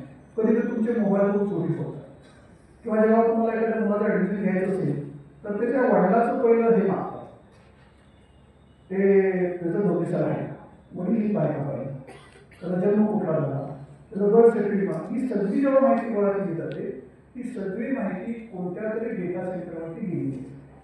ज्या वेळेला ही माहिती लीक होते किंवा डार्क वेबवरती टाकली जाते. डार्क वेब म्हणजे काय? अमेरिकन नेव्हीने वेगवेगळ्या प्रकारचे जे इन्व्हेन्शन्स आहेत ते इन्व्हेन्शन डार्क वेबवरती टाकते. त्याच्यासाठी हे फायदा होता की जगाच्या अनेक लोकांनी त्याच्यावरती माहिती टाकावी, त्याच्यातली उपयुक्त माहिती, त्याच्यातली उपयुक्त टेक्नॉलॉजी आपण आत्मसात करायची आणि अमेरिकेमध्ये वेगवेगळ्या प्रकारची टेक्नॉलॉजी डेव्हलप करायची. यासाठी अमेरिकन नेव्हीने आणलेला हा उपक्रम आहे डार्क वेबचा. त्या डार्क वेबवरती अनेक प्रकारची माहिती असते. आता असं झालेलं आहे, आता मेडिकल सेंटरचा डेटा आहे, एखादं हॉस्पिटल आहे, हॉस्पिटलमध्ये ॲडमिशन घ्यायची आहे, ट्रीटमेंट घ्यायची आहे, तिथं डेटा तयार होतो, मॉलमध्ये तयार होतो, इलेक्ट्रिसिटी आपण बिलं भरतो, बँकेमध्ये आपण जातो. हे कुठलेही जे डेटा जो आहे तो कुठल्या तरी सर्व्हरवरती कुठल्या तरी डेटा सेंटर, सायबर गुन्हेगार या डेटा घेत. एकदा का हा डेटा त्यांच्या हातात आला की त्याचा डेटा अनालिसिस करतो. XYZ व्यक्ती कोण आहे, त्याचा आधार कार्ड हा, पॅन कार्ड हा, त्याचे फोटो हे, हा अमुक अमुक ठिकाणी जातो, त्याला यायला सवयी आहे, हा संध्याकाळी दारू प्यायला बसतो किंवा सिगरेट ओढतो किंवा शिरण सुरू झाला की फिरायला जातो, जगभर फिरून येतो, तिथे गेला की फोटो काढतो, जेवायला बसला फोटो काढतो, कुणाच्या लग्नाला गेला की फेसबुकवरती फोटो काढतो. म्हणजे अशा वेगवेगळ्या प्रकारची माहिती ती त्या वेगवेगळ्या डेटावरती तो अपलोड करतो सोशल मीडियावरती. आणि सगळी माहिती XYZ व्यक्तीची त्या सायबर क्रिमिनलकडे असते. एकदा ही सगळी माहिती आली मग त्यांचा गेम सुरू. मग लहान मुलं काय करतात की ते त्यांना काही कळत नसतं, 6 ते 13 वर्षाच्या मुलांना काही कळत नसतं, फार रडतो, काहीतरी गोंधळ घालतो. इथं त्याला जुन्या काळात टी व्ही दाखवायची, टी व्ही पुढे बसवायचे आणि काहीतरी कार्टून दाखवायचे. आता ते लोक बघत नाही आहे, कारण का ते कार्टून त्याच्या मनासारखं नसतंय, त्याला काही त्याला आनंद मिळत नाही. आता तो बसत नाही. एखादा एक मोबाईल दिला तो काहीतरी बघत बघता बघता काहीतरी गोष्टी तो अशा बघतो की त्याला इंटरेस्ट मानतो. मग सायबर गुन्हेगार काय करतो की ह्या सगळ्याचा डेटा त्याच्याकडे आहे. IPDR म्हणजे तुमचा डिव्हाइस आहे, तुमचा जो हँडसेट आहे याचं रिकग्निशनमध्ये IPDR, त्याचं लोकेशन कळतं, रनमेक करतो, बॉडी कळते, सगळं कळतं सायबर गुन्हेगार. मग ते आयडेंटिफाय करतात, कारण का हा डेटा जो आहे हा सगळीकडे स्प्रेड झालेला आहे. पूर्ण जगात 500 कोटी लोकांचा अभ्यास त्यांनी करून ठेवले पूर्ण जगात. म्हणजे भारतातले काय साधारणपणे 60 कोटी 50-60 कोटी लोक हे सोशल मीडियावरती आहे. हा एकदा डेटा आला की मग त्या मुलाला काय करतात ते हळूहळू त्याला ग्रूमिंग करतात. त्याला जे पाहिजे तेच. एखाद्या मुलाला चॉकलेट जर तुम्ही द्यायला लागला तर तो रोज तुमची वाट बघत असतो, हा माणूस कधी घेतो मला चॉकलेट देतो, तो घराच्या बाहेर जर येतो चॉकलेट त्याची वाट बघत असतो पुन्हा. तसं तो एकदा त्याच्यावरती गेला की हळूहळू त्याच्या मनावरती इतका प्रभाव पडायला लागतो, तो बेचैन होतो आणि ते करता करता गेमिंगची आवड लावली जाते. त्याच्यामुळं एक थंडीच एखादी पॉपअप येतं, एखादी लिंक येते, त्याला गेम सुरू करतो. ते गेममध्ये त्याला उगाच त्याला विजयी घोषित करतात. त्याला ती गेम जिंकली, ही जिंकली, ती जिंकली, ती जिंकली करत करत करत सुरुवातीला घरात काय म्हणतात बरं झालं, रडतो फिरतो काहीतरी करतो, त्याला पैसे थोडे त्याला 10 रुपये दिले तो खेळू लागतो. असं करत करत सायबरमॅनला करतो, रोमिंग करत करत एक वेळ अशी आणतात त्याच्यावरती दबाव टाकतात. हे जे तू पैसे घेतोयस हे पैसे कुठल्या अकाउंटवरती का? म्हणजे मुलगा काय करतो तेवढं तो ट्रेन झालेला त्यावर ट्रेनिंग घेतात, तो आई वडिलांचा अकाउंटला जोडतो. मग अकाउंटवरती 5 लाख असू दे 10 लाख असू, 10 पैसे काढले. ही लहान मुलांच्या बाबतीत एक मोडस ऑपरेटी त्यांची आहे. त्यानंतर महिला, साधारणपणे ज्या मुलांची मुलींची लग्न झालेली नाही किंवा नुकतंच लग्न झालेलं आहे त्यांचा कल काय असतो, सौंदर्य प्रसारण, सगळ्या जगातली सौंदर्य प्रसारण ते बघत असतात, सगळ्या प्रकारचे ड्रेसेस ते बघत असतात. मग त्यांचा डिव्हाइस असतो, ते सोशल मीडियावरती बघतात, इंस्टाग्रामवरती बघतात, फेसबुकवरती बघतात, चॅटिंग प्लॅटफॉर्मवरती बघतात. मिशा नावाचे एक ॲप आहे त्याच्यावरती भरपूर पडतो. मग ते फक्त ऑब्झर्व करतात. मग ज्या प्रकारची त्यांनी आज एखादी वस्तू बघितलेली आहे त्या त्या प्रकारच्या त्यांना ॲडव्हर्टाईज दिल्या जातात आणि मग त्यांच्यावर ऑप्शन ठेवले जातात की ही वस्तू ते महिलांचं असतं ते फार जागरूक असतं आणि व्यवस्थितपणे अगदी शिक्षणी काम चालू होतं. ते बघत बघत त्यांना असं की ही वस्तू या प्लॅटफॉर्मवरती 1000 रुपये होती, या प्लॅटफॉर्मवरती 750 आली, आता ती 500 रुपये आली, आता ती 200 रुपये आली, आता तो ऑप्शनच करायला तयार आहे. मग ते काय करतात, असं करत करत त्यांच्या जवळ जातात आणि अशी एखादी लिंक पाठवतात की त्या लिंकमध्ये मालवेअर असतो. ज्यावेळी लिंक क्लिक केली जाते तो मालवेअर मोबाईलमध्ये घुसतो. तो काय करतो, त्या मोबाईलमध्ये जो काय डेटा आहे अकाउंट असेल किंवा काय तो डेटा सगळा हळूहळू काढतो. त्यांना काय कळत नाही, हे आपण बघत राहतो. ते विचार लागलेलं आहे, ते कपडे चालले, ते खाल्लं बघायचे चालू आहे, तो बोलणारा थोडा असतो, बघणारे हित असतात, 24 तास चालू असतं. ते मालवेअरला आत गेला तो मालवेअर कळत नाही, मोबाईलला काही होत नाही, व्यवस्थित मोबाईल चालवतो. तो जो मालवेअर म्हणजे एक सॉफ्टवेअर असतं, सारी टेक्नॉलॉजी. छोटा असेल त्याला व्हायरस म्हणतात, जरा मोठं झालं की त्याला मालवेअर म्हणतात, त्याच्यातून खंडितपर्यंत त्याला रॅन्समवेअर म्हणतात, त्याच्यापेक्षा मोठं त्याला ट्रोजन म्हणतात, त्याच्यापेक्षा मोठं ट्रोजन हाऊसेस म्हणतात. आपल्या देशाची क्रिटिकल इन्फ्रास्ट्रक्चर जे आहे, इलेक्ट्रिक सप्लाय असेल, रेल्वेची साईट असते, रेल्वेची सिग्नलिंग सिस्टीम असेल, एअरपोर्ट्स असतील, आपले JNPT सारखे बंदर असतील किंवा आपले जे वेगवेगळ्या प्रकारचे दूरसंचार केंद्र असतील, हे क्रिटिकल त्याच्यावरती फ्रोझन हाऊस वॉटर सप्लाय असते. वॉटर सप्लायच्या काय आहे की ठराविक लेवलपर्यंत पोटॅशियम परमॅनेट डिसइन्फेक्टंट रेट आता आम्हाला जर थोडी जरी वाढवली पूर्ण पॉप्युलेशन पाणी पॉयझन झाल्यामुळे मोडू शकतं. अशा घटना अमेरिकेच्या देशामध्ये घडली आहे, अजून आपल्याकडे घडलेली नाही. मुंबईमध्ये 2020मध्ये चायनाने अटॅक केलेला होता. जेव्हा तर चायनावर वॉर होतो तेव्हा त्यांनी मुंबईच्या इलेक्ट्रिक सप्लाय सिस्टीममध्ये अटॅक केला होता. तेव्हा मुंबईची टप्प्याटप्प्याने लाईन गेली, तेव्हा त्यांनी ट्रोजन हॉसेस वापरले. म्हणजे अशी वेगवेगळ्या प्रकारे virus, malware, ransomware, Trojan houses. पण याच्यासाठी काय आपल्याला उपाययोजना नाही असं नाही आहे, ऑलरेडी एस्टॅब्लिश होती ती उपाययोजना, पण ते आरामपणे अटेंड केली नाही. जे लोक तिथं बसवलेले होते मॉनिटर करायला, कारण का ते व्हायरस आला अटॅक आला की ते अलार्म होतो, कुठून बघितलं नाही. जर बाहेर जाणारी ट्रॉफिक आलेले ट्रॉफिक ह्याच्यामध्ये जो डिस्टन्स स्पेस असतो तो त्यांनी कमी केला होता.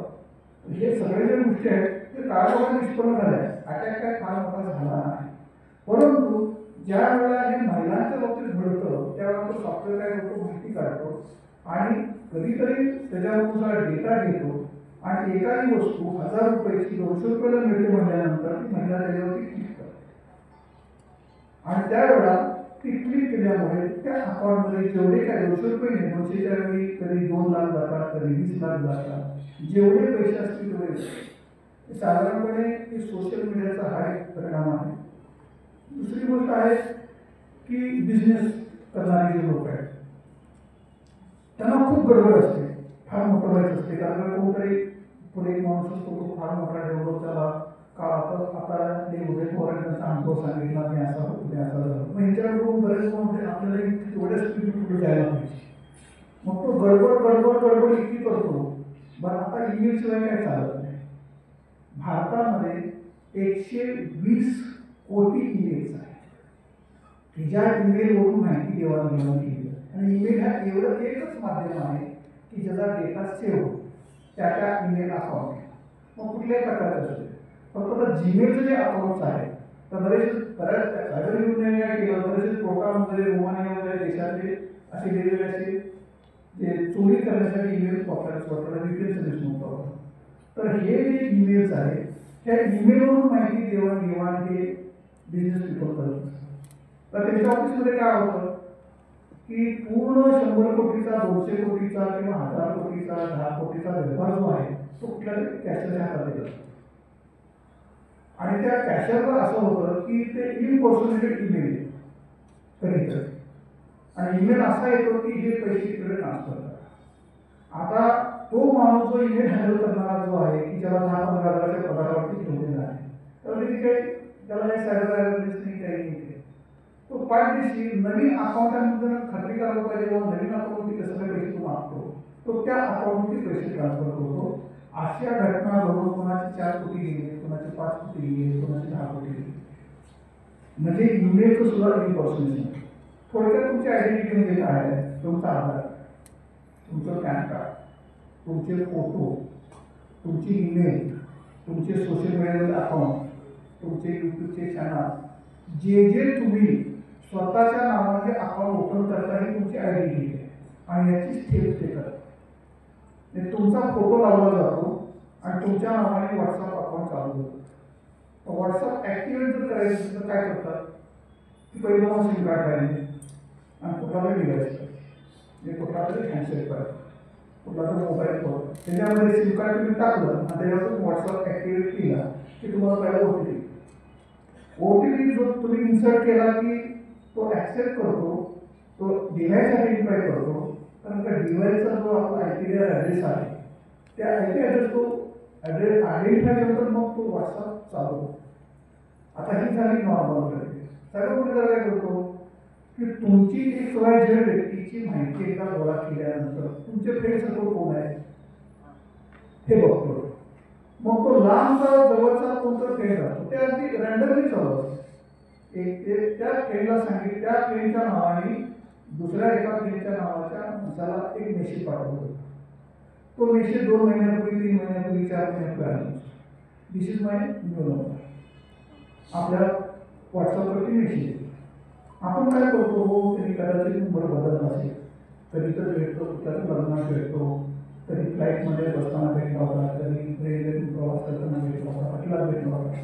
आपण नोईंग त्याचा नंबर त्याच्या नावावरती सेव्ह करतो. एकदा का तो नंबर सेव्ह झाला की तिथून पुढे त्या नंबरवरून तो कम्युनिकेशन करायचा होतो. मग एकदा आपल्याला वाटतं की तोच माणूस माझ्याशी बोलतो. मग तो हळूच काय करतो एक दिवशी, अरे चुकून माझा एक गुगल कोड तुमच्याकडे आलेला आहे ते जरा मला पाठवतो. मग गुगल कोड आणि OTP म्हणजे एकच आहे. त्याला ह्या लोकांनी गुगल कोड नवीन नाव दिलं. OTP आणि गुगल कोड एकच आहे. गुगल एकदा घेतला तो काय करतो त्याच्या हँडसेटमध्ये तुमचा मोबाईल नंबर डायल करतो आणि व्हॉट्सअप त्याच्यावरती ॲक्टिवेट करण्यासाठी प्रयत्न करतो. आणि तो गुगल कोड मिळाला की तुमचा व्हॉट्सअप निघून जातो तुमच्या व्हॉट्सअपमधला आणि त्याच्या व्हॉट्सअपवरती तो चालू होतो. आणि मग लोकांना वाटतं की माझा व्हॉट्सअप हॅक झाला. तुमचा व्हॉट्सअप हॅक होत नाही, ती प्रोव्हिजनच नाही. पण तुम्ही चूक काय केली, तुम्हाला 2 महिन्यापूर्वी 15 दिवसापूर्वी 1 वर्षापूर्वी कोणीतरी मेसेज केला आणि त्या व्यक्तीच्या नावाने केला, नंबर वेगळा आहे, सगळं वेगळं आहे. तो काय म्हणतोय ते फक्त तिथं तुमचा फोटो वापरला आहे, तुमची आयडेंटिटी काय फोटो आहे. तुम्ही कशाला ओळखता, एका व्यक्ती तुम्ही नंबरला ओळखत नाही तुम्हाला. आता ओळखतो कशाला फोटो ओळखतो. कोणी देवाचा फोटो ठेवतो, कोण मेसेजचा फोटो ठेवतो, कोण दोघाचे फोटो ठेवतात. तर ह्याच्यावर तुम्ही ही व्यक्तीचा नंबर आहे. एकदा का तुम्ही तुमच्या मोबाईलमध्ये सेव्ह केला तर व्हॉट्सअपवरती तुम्हाला दिसतं काय की तोच व्यक्ती तुमच्याशी बोलतो. ही घटना झाली तुमच्या उस्मानाबाद जिल्ह्यात एका कारखान्याची साखर कारखान्याची डायरेक्टर तो राहिले आमदारांचा भाऊ तो काहीतरी बघतो सगळं. मग भावाच्या नावाने एक व्हॉट्सअप एका त्याच्या कॅशरला गेला 2 महिन्यापूर्वी की हा माझा नवीन नंबर आहे आणि त्या कॅशरने नंबर तो सेव्ह केला. काळासोबत काय झालं की त्या व्हॉट्सअपमध्ये दिवसात मी अर्जंट मिटिंगला बसलेलं आहे लवकरात लवकर एक 40 लाख रुपये पाठवून त्याला वाटलं की मी त्या व्यक्तीशीच बोलतोय. चूक त्या कॅशरची चूक त्यांनी काही व्हेरीफाय केलं नाही. हा नवीन नंबरही काढलेला आहे आणि कसं असते कॅशर छोटा माणूस होतो 10,000 रुपये नोकरी करणारा मोठ्या डायरेक्टरला जो नेहमी गाडीतून देतो आणि नेहमी दुसऱ्या बाबाकडे ठेवतो त्या माणसाला तू विचारलं तुझा नंबर चेंज झाला काय झाला तो चेक करत नाही आणि मग त्या नंबरवरून 40 लाख रुपये गेले. परत त्यांनी 60 लाख मागितले परत 20 लाख मागितले. तरी हा पैसे रिटर्न माझ्या सुरुवातच झाली त्या माणसाला आणि याला वाटते की मी त्या डायरेक्टरच्या सूचनेप्रमाणे ते पैसे ट्रान्सफर करतो. शेवटी त्याला संशय आहे असं तर काही डायरेक्टरचे पैसे मागणार नाही आपल्याला 10 लाख 20 लाख 40 लाख असे करत त्याची 1 कोटी 10 लाख आणि मग त्यांच्या लक्षात आलं की त्या कॅशरने फोन लावला आणि तो पैसे कशासाठी पाठवायला लागलाय तर तुम्ही सांगितलं म्हटलं. म्हणजे हा त्याला म्हणतो व्हॉट्सअप इम्पॉर्टंट अशा घटना घडलेल्या आहेत. मुंबईमध्ये एक कंपनी आहे त्या कंपनीमध्ये पण हा प्रकार आहे.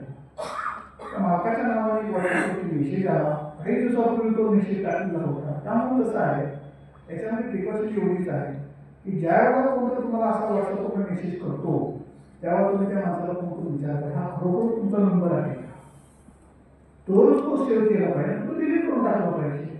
आणि कुठल्याही अकाउंटवरती ट्रान्सफर करत असताना पहिलं त्या व्यक्तीशी फोनवरून प्रत्यक्षात बोललं पाहिजे. एखादा ईमेल तुम्हाला आला तर तुम्ही त्या ईमेल जरी पाठवला त्या व्यक्तीशी बोललं पाहिजे. बोलण्याचं सगळ्यात महत्त्वाचं साधन म्हणजे तुमचा सेल नंबर. हा इंटरनेटवरती चालत नाही. तो इंटरनेटवरती फक्त व्हॉट्सअप सगळे सोशल मीडिया युट्यूब हे सगळे इंटरनेटवरती चालतात. ते कुठल्याही प्रकारचे ॲक्टिव्हिटी वापरू शकता. तुमचा रेग्युलर जो नंबर असतो जे जुन्या काळातले आपले नंबर होते रेग्युलर नंबर 98 वगैरे जे काय आपला भाकरी नंबर त्याच्यावर जर फोन विचारायची खात्री करायची बरोबर आहे तरच पुढे जायला पाहिजे. बऱ्याच घटना असं झालेली आहे की वृद्धांचा एक फार मोठा प्रश्न भारतामध्ये निर्माण वृद्ध लोकांचा ज्येष्ठ नागरिक भारतामध्ये 15 कोटी वृद्ध नागरिक राहतात. त्यातले 30% लोक आयसोलेशनमध्ये मी त्यांना एकटं वाटतं. काही लोक कौटुंबिक एकटेपणामध्ये आहेत म्हणजे त्यांना असं वाटतं की घरातले सगळे शाणे झालेले आहेत सगळ्यांना सगळं कळतं माझ्या आवडीमध्ये कुणाला काही पडलेलं नाही आणि मला कोण विचारत नाही. मी तर सगळं करून जेवले मला स्वतः कोण विचारत नाही. सगळे निर्णय कोण कुठं जातो काय करतो कसं करतो फिरायला जातो पिक्चरला जातो मला काय विचारतो तो माणूस हळूहळू एकटा पडतो. त्याला म्हणतात कौटुंबिक एकटेपणा सामाजिक एकटेपणा. काही लोक कसं असतात की डिग्निफाईड जीवन जगलेले असतात चांगल्या पदावर रिटायर झालेले असतात चांगला बिझनेसमॅन असतात किंवा एखादे डॉक्टर असतात इंजिनियर असतात किंवा एखाद्या पॉलिटिकल पार्टीमध्ये चांगल्या पदावर काम केले असतात. मग ह्या लोकांना काय वाटतं की लोकांनी मी त्या पदावर रिटायर झाल्यानंतर सुद्धा मला मान सन्मान द्यावा. लोक देत नाही. लोक म्हणतात भूकोच्या सूर्यालाच आम्ही नमस्कार करतो मावळच्या आमचा काही संबंध नाही. मग हा माणूस समाजापासून वेगळा वेगळा मग अलिप्त होतो एकटा होतो. कुठंतरी गेलं तरी डिस्कशनला होतो तरी लोक ओळखतात किंवा दुर्लक्ष करतात बोलण्याकडे लक्ष देत नाहीत. हा एक थोडासा. तिसरं आहे अस्तित्व.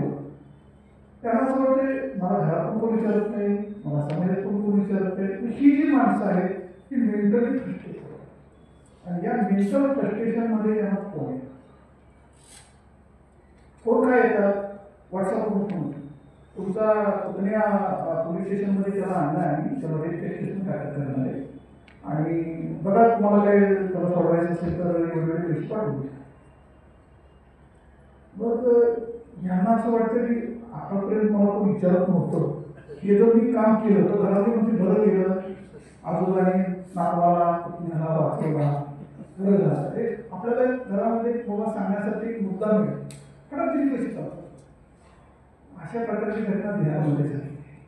एका वेळेस व्यक्तीला फोन आला की तुमचा नातू आम्ही पोलीस स्टेशनला आणलेलं आहे आणि त्याला एक केसमध्ये त्यांनी अटक करणार.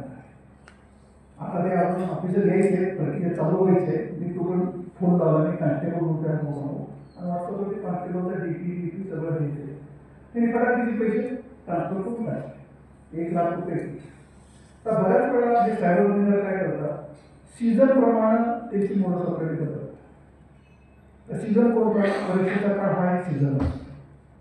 प्रत्येक पालकांची घराघराला काय वाटतं की आपल्या मुलाचा अभ्यास व्यवस्थित व्हावा. त्यांना आतापर्यंत जे परिश्रम केलेले आहेत त्याचं त्याला परीक्षेमध्ये उत्तर चांगली देता यावी, त्याला चांगले मार्क मिळाले. मग काय काळजी करायची. घरात दंगाबस्ती नको, टी व्ही बंद, पाहुणे रावळे बंद, बाहेर जाणं बंद, सर्वांना असतील तर भीती हळूच वाजवायची, त्याला त्रास होऊ नये. असं करत करत या पिरियडमध्ये सायबर एसएमएस टाकतो. संध्याकाळी 5 वाजेची लाईट बिल भरा नाहीतर तुमची लाईट कट. मग हा एसएमएस पहिल्यांदाच येतो आणि तो जनरली या गुरुकर लोकांना येतो. तर एसएमएस आला की मग ते काय करतात असं झालं का मग ते गडबड करतात. हा कोणच नसते एकच बसून. मग ते एसएमएस आता सगळं त्यांचाच नंबर सगळं दिला असतो. बऱ्याच ठिकाणी ते घरातल्या एक रिकाम टिकला म्हणून त्या व्यक्तीचा नंबर सगळं दिला असतो. बँकेला त्यांचाच नंबर, MSCBला त्यांचा नंबर, त्या गॅस सप्लायवाला त्यांचा नंबर, काय हे सिरीजच आलेलं असतं. घरात काय झालं आलं होती. मग काय झालं की मुंबईमध्ये असे 78 वर्षाची शिक्षक एक फॅमिली होती. त्याची मुलगी 10वी झाली असतो. ते पेपर होतं मला त्यांना फोन आला की असं झालं. ते घराघराला म्हणजे ते पडली पैसे भरून रक्कम किती 1200. ते म्हणजे 1200 मग ते बोलत आला त्यांच्याबरोबर. नाही 1200 गरज नाही म्हटलं 200 रुपये तरी भरले तुम्ही तरी तुमची लाईट कट सुरू होणार आणि उद्या सकाळी तुम्ही सर्व्हिसला या आणि तुमची ती लाईट सगळं बिलं भरून मोकळं होणार. त्यांनी काय खात्री केली टाईम कमी राहिला. 4 वाजले होते, 5 वाजता लाईट जाणार. उद्या रात्रीचा अभ्यास मंडळी इकडं तिकडं घरातले म्हणणार की तुम्ही काय करतो का तुम्हाला एसएमएस आला होता. हे सुरू झालं. मग हे काय करतात पहिलं कॉन्व्हर्सेशन करून कनेक्ट करतात. इंटरनेट अकाउंट जे आहे ते कनेक्ट करतात. पहिल्यांदा फोनवर न बोलतात. मग म्हटलं तुम्हाला काही कळत नाही मग असं करतो मी तुम्हाला एक एसएमएस पाठवतो त्याला ती लिंक असेल त्यावर तुम्ही क्लिक करा. किती सगळं भरतो आकडे 500 रुपये 200 रुपये वाटलं तर कमी म्हणून भरले तर चालते 2 रुपये 4 असं पण सांग. मग हे म्हणून बरं ठीक आहे. मग ते भरता जे अकाउंट लिंक होतंय ते अकाउंट त्यांना कळतं माझ्या अकाउंट पैसे किती. मग त्या व्यक्तीचे 11 लाख रुपये त्या वृद्ध व्यक्तीचे 11 लाख. हा असा एक वृद्ध लोकांच्या बाबतीत घटना घडतात. आता एक डिजिटल आयडी म्हणून एक प्रकार सगळीकडे माहिती. एक उदाहरण तुम्हाला सांगतो. जनरली कसं असतं कायद्याची भीती, पोलिसांची भीती, ईडीची भीती, इन्कम टॅक्स वाल्याची भीती, हे सगळी भीती असते. सुप्रीम कोर्टाची भीती, अशी वेगळ्या प्रकारची भीती लोकांच्या मनात असते. कारण काय हे लोक काय की जीवन अस्वस्थ करतात. पोलीसवाला घरात आला की तो काय बोलले पोलीस म्हणून त्याला काय सांगावं तो बस म्हणेल का भूत म्हणेल आम्ही काय म्हणतो शुद्ध बोलेल माणसाचा अनुभव काढेल म्हणून माणूस काय म्हणतो ह्याच्यापासून 4 हात लांब झालेलं बघ. पण कोर्टात बोलायचंच अधिकार नाही. ते वकील असतात हे कोर्टाला काय सांगतात हा पोलीसवाला काय सांगतो आपली पंचायत जाते बोलायचं तर गिर तो न्याय. मग यामुळं न्यायाची आपण घाबरतात. ईडी हे भले भले लोकांची प्रकरण होतात. एवढा मोठा मित्रांना उस्मान ठेवला तर आपलं तर काय आपण तर फार छोटा माणूस येऊन ठेवला म्हणजे करायचं नाही. पण इन्कम टॅक्स मला ते येतात 4-4 दिवस घरात बसणार. दिवसभर कागद खालची वरची बघतात काय करतात कोणा हे भीतीदायक आहे. ईडीचं इन्कम टॅक्स पोलीसवाला न्यायाधीश इलेक्ट्रिसिटी ही सगळी भीतीदायक ट्रॅफिकवाला. मग एखाद्या वृद्ध व्यक्तीला नाशिकमध्ये एक वृद्ध व्यक्ती होती. त्याने फोन आला की म्हणे की हे आधार कार्ड तुमचंच आहे का. तो म्हणले हे बरोबर. मग हे आधार कार्ड कॅनरा बँकेत तुमचं खातं आहे का. ते म्हणजे माझं कॅनरा खातं नाही. बरोबर ठीक आहे काय हरकत नाही म्हणे. परत दुसरा फोन आला. अहो म्हणजे ते दुसरे फोन अहो मी कांबळे कोल्हापूरवरून बोलतोय आम्ही खात्री केली तुम्हाला आता मी फोन केला होता आणि त्याच्यामध्ये कॅनरा बँकचं तुमचं खातं आहे आणि 20 लाख तुम्ही भरलेत कालच, तुम्ही कशावर कुठं बघताय? आता म्हणजे मला खातंच नाही, मी 20 लाख कशावर भरू? परत त्यांना काय वाटलं, काय सांगावं, कुणीतरी काढवायचं महिना आता 20 लाख आपल्या अकाउंटवर आले, मग तुम्ही बोला असं करतो. परत तिसरा फोन आला, अहो म्हणजे ते 20 लाख तुम्ही म्हणजे कशासाठी कुठून आणले पैसे? ते मी परत त्यांची भाषा बरोबर बदलायला, मग ती माहिती काढायचं. फक्त त्यांना काय माहिती होतं, आधार कार्ड तुझं माहिती होतं.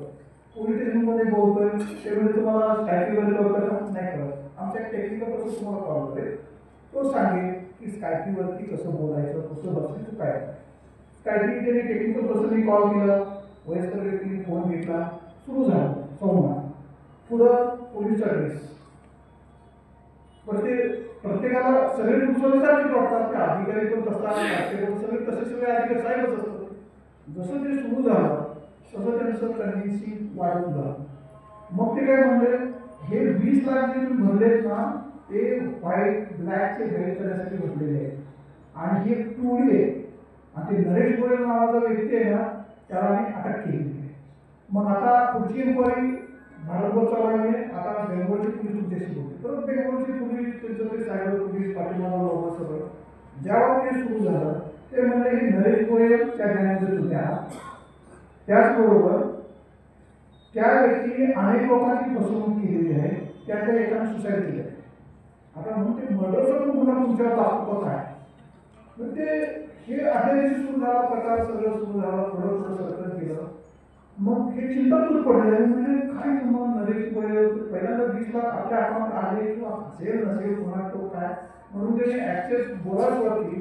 पण दुसऱ्या दिवशी परत फोन ठीक आहे म्हणे तुम्ही आम्ही ज्या वेळेला कॉल करू त्या वेळेला तुम्ही अटेंड करा. दुसऱ्या दिवशी कॉल केला, परत ईडी ऑफिस तुमच्यावर म्हणे ती केस झालेली आहे मनी लॉन्ड्रिंगची आणि त्याच्या नावानं नाव पत्ता अजून विचारून पाहतो. त्याच्यावरती ॲड्रेस शिक्का सह्या ईडीचं ती वरचं लेटर आहे त्याला नोटीस काय होती बघितलं म्हणजे असं कसं काय नाही म्हणजे तुम्ही घाबरू नका. कोणाने आधार देतात ते मला घाबरू नका.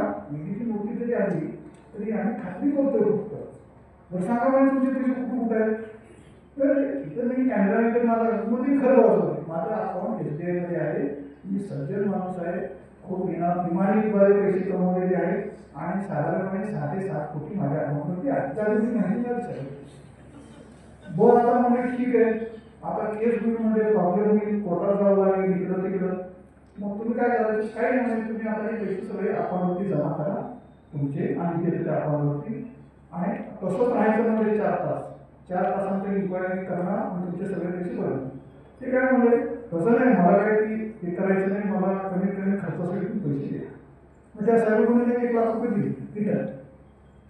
6 कोटी 90 लाख काढून घेतले 1 लाख दिले. पण म्हणजे एवढं मला थांबणार नाही, उद्याच्या मला तिकडे जायचं इकडे जायचं. तर अनेक लाख रुपये दिले. 4 तासानंतर सगळेच आहे.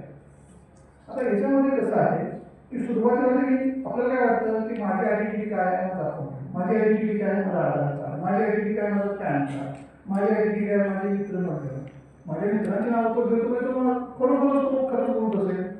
हे सगळं ते घरीच झालं. ही सगळी माहिती सायबरवरून देणार असू शकते. तुमचा फोटो, तुमचे मित्रमंडळ, तुमचं गाव, तुम्ही कुठं फिरून आला, कुठल्या हॉटेलात जेवला, कुठल्या विमानात बसून कुठं जाऊन आला, कोणाच्या लग्नात जाऊन जेवण करून आला, डान्स करून आला, सगळी माहिती तुमच्याकडे. ती फक्त एक माहिती तुमच्याकडे ठेवून तुम्हाला कन्व्हिन्स करण्याचा प्रयत्न करतो. समजा असा एखादा गुन्हा घडला, घालायची गरज नाही, असा कोर्टाला डिक्लेअर करतो. पैसे पाठवायच्या अगोदर कोणालाही पैसे पाठवा, 1 रुपया पाठवायचे, कोण तर जवळचा नातेवाईक त्याला खोटा की असा स्वभाव लागते. पोलीस स्टेशनला ओळखीचं असेल तर आणखी चांगलं, एखादा वकील असेल आणखी चांगलं, एखादा न्यायाधीश असेल वकीलचा त्यांना चांगलं. काही जरी कोण जरी न्याय दिला, एका दुसरा आपला वेगळा कोण जरी नातेवाईक मित्रमंडळ त्यांना तुम्ही जेव्हा बोलाल ना, तो पाठदिशी पहिलं काय करेल, थांबा आपण जरा 4 लोक चौकशी करूया. म्हणजे पहिलं कुणाशी तर तुम्ही बोलणं गरजेचं आहे. जेव्हा तुम्हाला पैसे पाठवायला तुम्ही कुणाशी बोलणं गरजेचं आहे. फार महत्त्वाचं. डिजिटल आयुष्यामध्ये भारतामध्ये किंवा जगातल्या कुठल्याही एजन्सी या कुठल्याही व्यक्तीला व्हिडिओ कॉन्फरन्स, डिजिटल आयुष्यामध्ये काय व्हिडिओ कॉन्फरन्सिंग, जसं तुम्ही एक डॉक्टर असतात किंवा तुम्ही कॉन्फरन्सिंग करता कोण कुठं बसतो कोण ते काही समाजाचा तोच प्रकार आहे. फक्त इथं काय दाखवलं जातं पोलिसांची भीती, ईडीची भीती, अशा प्रकारच्या घटना त्या वृद्ध लोकांच्या बाबतीत घडतात. तर सर्व वृद्ध लोकांच्याकडे जे काही फोन आहे तुम्ही काही फोन वापरायचे काही प्रॉब्लेम नाही, फक्त पैसे तुम्हाला द्यायचे. आणि तुम्ही आधार नंबर सांगितला तर तो त्याला माहीत का असावा, मला माझा आधार नंबर मला काही त्याला माहीत, माझ्या घरात माहीत असेल तसं नाही. तुमचा आधार नंबर काय द्यावा नाही. ज्या तुम्ही आधार कार्ड काढलं त्या जगावरती सगळी माहिती आहे. त्याच्यामुळे हे सायबर गुन्हेगार ज्यावेळेला तुम्हाला असा फोन विचारतो त्यावेळेला त्याच्यावरती आपण जास्त विसंबून त्याला पुढची माहिती द्यायला टाकतो. आता ह्याच्यामध्ये फक्त वयस्कर पुस्तक असं काही नाही आहे. बेंगलोरमध्ये एक उच्च शिक्षित याच्यामध्ये काम करणारा सिनियर ऑफिसर राव नावाचे त्यांना बोला की तुमचा मोबाईल फोनवरून भरपूर काही मोठे फोन गेलेले आहेत आणि भरपूर काही गुन्हेगारी झालेले आहेत आणि तुमचा फोन आम्हाला सीज करायचा आहे आणि आम्हाला चौकशी करायची. ते म्हणजे कशी चौकशी काय संबंध शिकलेले होते आणि फ्लुएंट इंग्लिश. राव पण फ्लुएंट इंग्लिश त्याचं पण फ्लुएंट इंग्लिश सायबर गुन्हेगार. त्याने मी आता असं करतो मी पोलिसांना जातो, मला आपण पोलिसांना जायचं नाही आहे कारण का आम्ही सीबीआयमधून बघतो आणि सीबीआय काय करते हे फक्त सीबीआयलाच मिळेल. स्थानिक पोलिसांना याचा काय माहीत नाही. बरं तुम्हाला यातून बाहेर पडायचं असेल तुम्हाला मी मार्ग पण देतो. मग काय करावं लागेल, तुम्ही आता खेळ घराकडे जायचं. ते घरी जाऊन स्वतःला म्हणजे कोंडून घ्यायचं, कोणी आजूबाजू दिसता कामा नाही आणि पुढे सीबीआयचं ऑफिस. ते असं करत करत त्यांना इतकं तरी रातभर ह्याच्यात ठेवलं आणि शेवटी सकाळी कोर्ट पण आली ठेवलं. मिळी झाली, सीबीआय झालं, कोर्ट त्यात न्यायाधीश वकील व्यवस्थित सेटअप, शिक्षा झाली, सगळं झालं. आता शेवटी कोर्टाने काय सांगितलं शिक्षेच्या स्वरूपात तुमच्याकडे जे पैसे आहेत ते तुम्ही पहिले जमा करा. मनी लॉन्ड्रिंगची आम्ही पहिली शहानिशा करतो आणि त्याच्यानंतर तुम्हाला जामीन आता डिजिटल आहे. त्या व्यक्तीने एकूण 7 लाख रुपये दिले. हा डिजिटल आहे. मुंबईचे घडलेला किस्सा आहे. एक महिला चांगल्या ठिकाणी नोकरी करते, शिकलेली आहे, व्यवस्थित सगळं व्यवस्थित. त्यांना पण असाच फोन आला, व्हॉट्सअपवरती फोन आला की तुमच्या अकाउंटवर तुमच्या मोबाईलवरून अनेक प्रकारचे ट्रान्झॅक्शन झालेले आहेत तर तुम्ही तात्काळ तुम्हाला अटक करावी लागेल. ते तसंच कोर्टाबरोबर चंद्रचूड यांचा फोटो त्याच्यावरती जेव्हा कोर्टची ट्रायल सुरू झाली आपले जे एवढे फास्ट ट्रायलमध्ये आज संध्याकाळी 6:30 वाजता फोन आला. 5 वाजता ती बाई ऑफिसमध्ये काम करून घेण्याच्या जनरली अशा कोण येतं फोन आला की असा आहे. मग रात्री 9-9:30 पर्यंत दंगा चालू, रातभर झोप नाही काही नाही काही. म्हणजे उद्या सकाळी ट्रायल आहे 9:30 पर्यंत कोर्टाबद्दल आहे नसेल तर तुम्ही स्कायटीवरती या व्हिडिओ कॉलवर ते बघितलं तर ते चंद्रचूड फोटो दाखवलेले आहे ते वकील हे सगळं सेट म्हणजे आता सगळे पैसे भरावे लागतील. ते भरलेच पैसे 16 लाख रुपये भरले आणि शेवटी जपड्या पण मोडायसाठी चालू. ते जपड्या पण मोडायला नाही तुमचं ते मंडळाची केस होते. शेवटी ती महिला एवढी मुलाला बँकेत पण गेली मुलाच्या नावाची आणि जेव्हा एवढी तिथं ती सर्व बंद होता म्हणून ती घराकडे आली. तेवढ्यात मला घरी आला. ते मला काय चाललेलं काही नाही ते असं झालंय सगळ्याला त्रास होऊ नये ती बरेच आपली पैसे मागले म्हणजे मूळ काय होतं ही 15 लाखाची एवढी वाचली त्या नवऱ्याने काय की कोणतरी भेटला तिसरा माणूस घरातला तुमच्या ओळखीचा पार्टीचा म्हणून ते पैसे वाचले. हे जर अगोदर जर झालं असतं तर हे सगळेच पैसे वाचले. त्यामुळे आता ओटीपीचा जमाना गेला. आता ओटीपी लोक साक्षर झालेले आहेत तरी पण कोण कोण शेअर करतात लोकांनी ओटीपी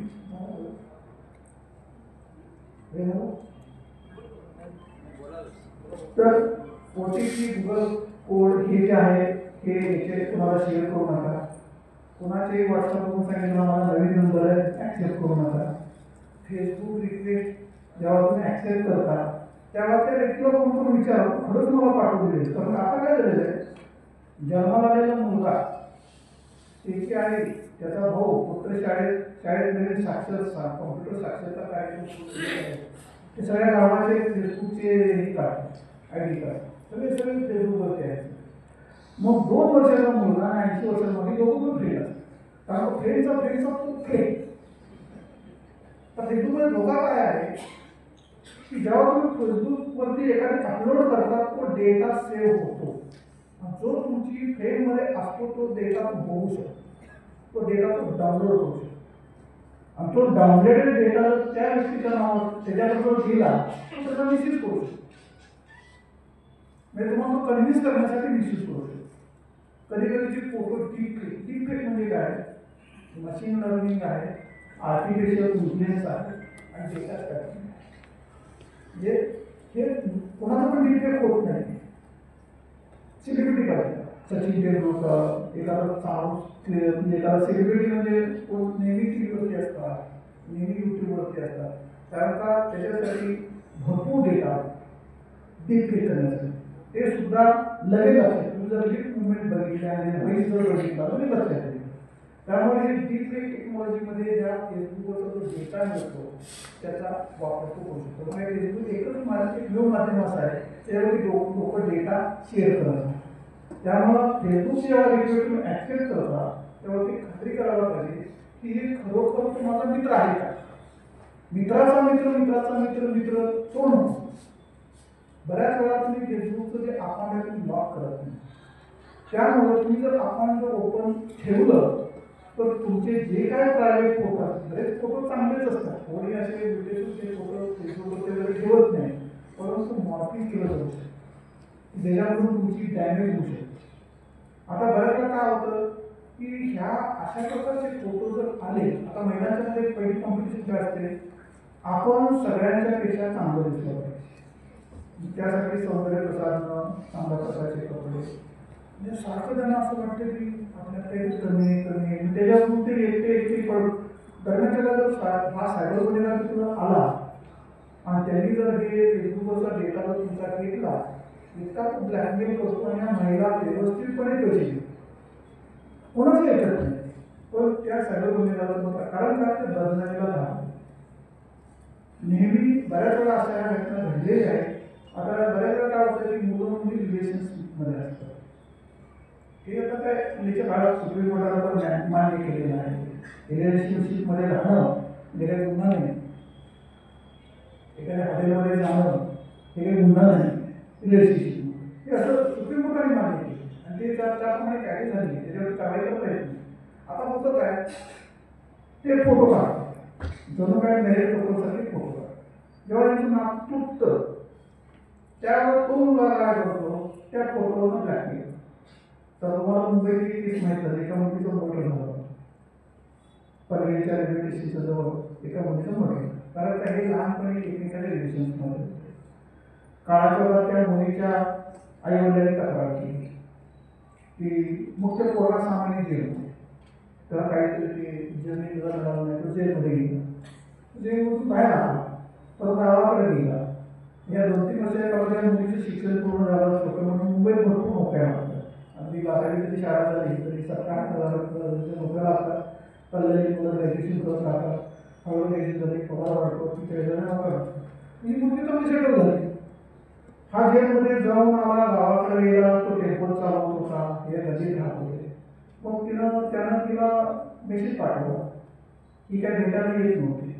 मग त्याने काय केलं, जुन्या काळातले त्यांची जेव्हाचे रिलेशनशिपमधले जे फोटो होते ते पाठवायला शिकवलं. एक पाठवलं म्हणे, तू जर मला जर नाही भेटायला आलीस तर हे सगळे फोटो मी फेसबुकवरती पाठव. आणि कधी बदलायची ती मुलगी एकटीच भेटायची. तिनं कुणालाही सांगितलं, व्यवस्थितपणे तयार झाली, सकाळी भेटायची, दिसताची बसून लावून. कारण काय आहे, तुम्ही ज्या वेळेला रिलेशनशिपमध्ये येता त्यावेळेला तुम्ही जे फोटो काढता आणि तुम्ही का न्यूज होता, कारण ते कुठे गेलं ते खोटे तुम्ही चॅलेंज करता, कोर्टात येतात, पोलीस स्टेशन जाता, त्याला धडा शिकवता. कारण का हा भावना रिलेशनशिपमध्ये कपल जेव्हा येतं हे भावनांचा खेळ आहे. काही लोकांना ते कंट्रोल होत नाही, काही मुलांना ते कंट्रोल होत नाही. एकत्र येणं त्या वयामध्ये हे कंट्रोल होत नाही. काही लोक कंट्रोल फोकस असतात ते कंट्रोल करतात किंवा त्याच्यावरती लक्ष देत नाही. परंतु बहुतांशी ठिकाणी ह्या सोशल मीडियावर आत्ताच्या की यंग कपल्स शाळेमधले कॉलेजमध्ये एकत्र येतात. परंतु एकत्र येण्याला काही कुणाची हे नाही, मोरल पोलिसिंग करायची काही गरज नाही आहे, त्यांना धडा शिकवायची काही गरज नाही आहे. कारण सोसायटी आता बदलत चालली. आता आपण सायबर विश्वामध्ये गेलो, आता आपल्याला माघारी करता येईल, आता गेलो तर पुढंच जायचं. आणि हे सायबरचं जे ज्ञान आणि टेक्नॉलॉजी आहे की अनेक वेळा पृथ्वी उलटी पालटी झालेली आहे. आता तुम्ही कुठलं इंस्टाग्रामवरती, फेसबुकवरती किंवा कुठल्या तरी ह्याच्यावरती बघता, समुद्राच्या खाली खांब दिसले, समुद्राच्या खाली मूर्ती दिसली आणि कुठं काय दिसलं, म्हणजे पृथ्वी उलटी पालटी झालेली आहे. की आपण पहिलीच की मानवाची जन्म पहिल्यांदाच तर जन्माला आलेली ही टेक्नॉलॉजी होती असं काही नाही. किंवा महाभारतात जर तुम्ही बघितलं 5 लोक होते आणि 100 लोक विचारत होते. ज्याची टेक्नॉलॉजी सर्वच चांगली होती, त्याच्याला आर्टिफिशियल नॉलेज होतं, की त्याला वेळ घेत आहे. आर्टिफिशियल इंटेलिजन्स म्हणजे काय आहे, वेगवेगळ्या प्रकारचा डेटा त्याचं अनालिसिस केलं जातं आणि त्याच्यामुळे अनुमान काढलं जातं. त्याला जुन्या काळात आमच्या काळात आपण ज्योतिषशास्त्र म्हणतो, ते कसं शास्त्राचं जे काय आता हिंदू धर्मामध्ये किंवा ह्या आजूबाजूच्या परिसरामध्ये कुठल्या धर्मात असेल ज्या काही चालीरीती आहे त्याला काही सायंटिफिक बेस आहे, त्याच्यामुळे अभ्यास केलेला आहे. एका काळची टेक्नॉलॉजी होती पण ती त्याच्यामध्ये बसवलेली आहे. त्यामुळे महाभारत काळामध्ये सुद्धा टेक्नॉलॉजीचाच विषय आहे. ज्याच्याकडे चांगली टेक्नॉलॉजी बघा, छोटे देश असते, मोठ्या देशात भारी पडतात, मोठ्या देशाला भारी पडतात आणि त्या ते देश इतक्या निकराने लढाई करतात की ते विन होतात. कुठल्याही धर्माचा उदय जेव्हा झाला, ज्यांनी कोणी युद्ध केली ते जिंकले. बघा कुठलेही बघा सैन्यबळ कमी होतं त्याच्यात, कुणाचंही बघा, कारण त्यावेळेची असलेली टेक्नॉलॉजी जास्त चांगली टेक्नॉलॉजी. आर्टिफिशियल इंटेलिजन्स काय करणार आहे काळाच्या बरोबरमध्ये, काळाच्या बरोबर आर्टिफिशियल इंटेलिजन्सनी आपलं काही नुकसान होणार नाही. आर्टिफिशियल इंटेलिजन्स एक वेळ अशी येणार आहे की माणसाला अतिशय कमी काम करून तुला व्यवस्थितपणे जाता येईल. सर्व प्रकारच्या संधी सर्व लोकांना मिळतील. कारण का जगामध्ये जी काही टेक्नॉलॉजी इतकी स्वस्त होणार आहे, ज्याला आपण जुगाड म्हणतो, त्याचं टेक्नॉलॉजीमध्ये रूपांतर होणार आहे. मग शेतीचं उत्पादन असेल किंवा वेगवेगळे फील्ड असतील, असं तरी काही लोक सांगायला लागले की काही दिवसांनी असे काही रोबोट येतील की जे मानवाच्या शरीरात आहेत आणि ते कॅन्सरच्या पेशी शोधून काढतील, त्या मारून टाकतील, ते बाहेर काढतील, तिथं नवीन प्लॅन करतील. म्हणजे अमरावतीकडे माणूस आहे. ही टेक्नॉलॉजी महाराष्ट्राच्या काळात होती. माणसी जी युद्धाला आली होती सगळी वयाची त्यांची 80 पार झाली, गोलशत्रूच्या पुढे गेला होता, शेवटी धरून सगळी मारावी लागली. आणि ते महाभारत होण्याचं कारण पण तेच आहे, म्हणतात की ही सगळीच जगायला लागली तर काळाच्या बरोबरमध्ये कुणालाच जगण्याचं साधन सामग्री तर होणार नाही. म्हणजे असंही म्हणतात, म्हणणारे लोक आहेत. थोडक्यात सांगायचं आहे, आर्टिफिशियलची इंटेलिजन्स ज्या वेळेला निर्माण काळाच्या बरोबर होईल, अजून 5 ते 10 वर्षामध्ये आपल्या देशामध्ये नेव्हिगेशन करायचं ड्रायव्हरच लागणार नाही. नेव्हिगेशन करायचं राहिलं तर रस्त्यावरची टपऱ्या सगळ्या नायना करून जाईल, कोणालाही नंबर चालणार, 5% चालणार नाही, 4% चालणार नाही, किंवा कुठले काही चालणार नाही, सगळं ट्रॅफिक फ्री होऊन जाईल, ॲक्सिडेंटचं प्रमाण कमी होईल. म्हणजे अशा वेगवेगळ्या प्रकारच्या क्षेत्रामध्ये आर्टिफिशियल इंटेलिजन्स आणि त्याच्यातून पुन्हा टेक्नॉलॉजी याचा जर सगळ्यांनी जर वेध घेतला आणि जगामध्ये तसे प्रयत्न चालू आहे. आणि ज्यावेळेला हे जग लेवलला ह्या सोशल मीडियाच्या माध्यमातून जी व्यासपीठ जेव्हा तयार होईल त्यावेळेला मानवाचं जीवन आणखी सुसरळ होणार आहे. पण त्याच्या अगोदर आपला प्रयत्न आपल्या खिशात आणून म्हणून आपला ईमेल असेल, आपला ID तो फक्त तुमचाच आहे असं नाही, तो सगळं जगाला त्याचं ज्ञान आहे. तुम्ही जे जे काही पोस्ट करता ते सगळं सायबर गुन्हेगारांना कळतं. फक्त तुमच्या हातात जे प्रोटेक्शन दिलेलं आहे, जर तुम्ही तुमचं घरच मोकळं सोडलं आणि पोलीस केस काही झाली असं जर म्हणायला लागले तर हे सायबरमध्ये निश्चितपणे धोका आहे. त्यामुळे तुमच्या घरामध्ये कोण कॅशियर असेल, त्याच्या अकाउंटचे सगळे OTP येत असतील तर त्याचा फोन पहिला सिक्युअर असणं गरजेचं आहे, तो जबाबदारी असणं गरजेचं आहे. कुठलेही कंटेंट शेअरिंग करताना काळजी घेणं गरजेचं आहे. भविष्य काळात रेकॉर्ड म्हणून माझ्या अनुभव येतात आपण जसं तुम्हाला उदाहरणामध्ये मुलगी होत्या ती शिक्षक मुलगी होती आणि त्या घरामध्ये इतकं ऑर्थोडॉक्स वातावरण होतं की कोणाशी बोलायचं नाही, कोणाची माहिती करायची नाही, फक्त अभ्यास करायचा, मोठं व्हायचं, आणखी मोठं व्हायचं, PhD करायची, हे करायची. ती मुलगी एवढीच आहे, ती मुलगी नाही एवढी काय घ्यायची, मग ती कोचिंगसाठी बाहेर पण आली मुंबईसारख्या भागामध्ये. मुलं झाल्याची मुंबईला पूर्वी फार शाळा एकुलती एक राग वाटत करता येत की काही संबंधच नाही, फक्त तिने मुलगी म्हणूनच जगायची, बाकी काय भानगडच नाही. लई जर फिरलायचं एखादी मुलगी मुलगाशी संबंधच येऊन द्यायचं. त्या मुलीला असं झालं की ती इंस्टाग्रामवरती ऍक्टिव्ह होती, ती घरातल्याला पण माहिती नव्हतं, पण ती फक्त तिचे फ्रेंड सगळ्या मुलीच होते. मग एका मुलीची तिला फ्रेंड रिक्वेस्ट आली, मग ते लाईकिंग सुरू झालं.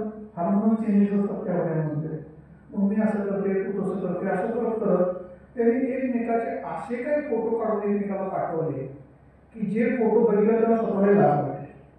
आणि ती अशा फॅमिलीतून होती की तिला आणखी ते भयानक होतं. आणि काळाकाळात असं कळालं की ती मुलगी नसून तो मुलगा होता. त्या मुलाने त्या मुलीची आयडी बनवली होती. म्हणजे तिने बिलीव्ह कशावर केलं, जे इंस्टाग्राम फोटोवर आपल्याला पोस्ट होती ती पुढची मुलगीच आहे, मग तुमच्या सारखी ती घटना घडली.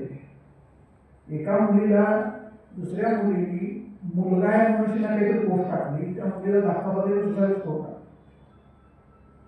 तर त्या मुलीनं शेवटी ती गावाकडे गेली वैतागून या सगळ्या प्रकाराला. ती गावाकडे गेली, सगळं हसत खेळत चाललं होतं, आई वडिलांचं व्यवस्थित चालू होतं. एक दिवशी आई वडील उत्तर देऊन असं राहिली मुलगी, आपल्याकडची मुलगी होती, ते वडील कुठे देवाकडे मुलगी आणि घरात मुलगी सुसाईड केली. काहीच कारण नाही, रात्री व्यवस्थित जेवलेली आहे, खाल्लेली आहे, ते सकाळपासून येऊन संध्याकाळी काही कळायलाच मार्ग नाही कशामुळे झाला असेल. पण फोन लॉक, ते लॉक केलेला फोन घरात काय कळलं ते ओपन पण नाही फोनचं. 3-4 मिनिटं जेव्हा ते फॅमिली स्किल चालू झाली, कोणत्या मुलगी घरी कोणी आमच्याकडे आली साईडला आणि तिच्या फोनचा डेटा काढला. लॉक ओपन करता नाही, आम्हाला डेटा देणार होतं. त्या डेटावरून आम्हाला असं तिच्या इंस्टाग्राम आय डी होत्या, त्या इंस्टाग्राम आय डीवरून आम्ही शेअरिंग बघितलं. तर तो निघाला मुलगा आणि तो धमकी देत होता की तुझे फोटो मी अपलोड कर. आणि त्याच्यामुळं त्या त्रासाला कंटाळून तिनं सुसाईड केलं. अशा घटना झाल्या. त्याच्यामुळे कुठल्याही नवयुवकांनी युवतींनी किंवा कुठल्याही व्यक्ती हे फोटो एकमेकांचे शेअर करता कामा नये. तर जुन्या काळी वृद्ध माणसाची घटना घडायची, आपल्याकडे फोन आहे, व्हिडिओ ते कोण झोपलेलं आहे, कोण उठलेली हे काही दिसत पण नाही, चष्मा बाजूला काही करत पण नाही.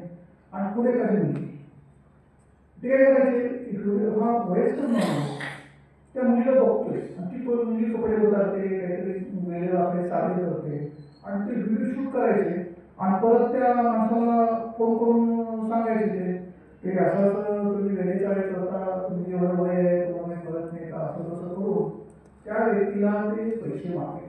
आणि जनरली बघतो लोकांच्या अकाउंटला पैसे असतात, ते काय रिकाम केलेले नाही. ज्या घरातील लोक त्यांना सांभाळतात त्या पैसे अकाउंटला पैसे. आणि या लोकांचा प्रॉब्लेम काय असतो की सगळं आयुष्य इज्जत कमवण्यामध्ये गेलेलं असतं. नुसता पैसा आलेला नसतो, इज्जत पण आलेली असते.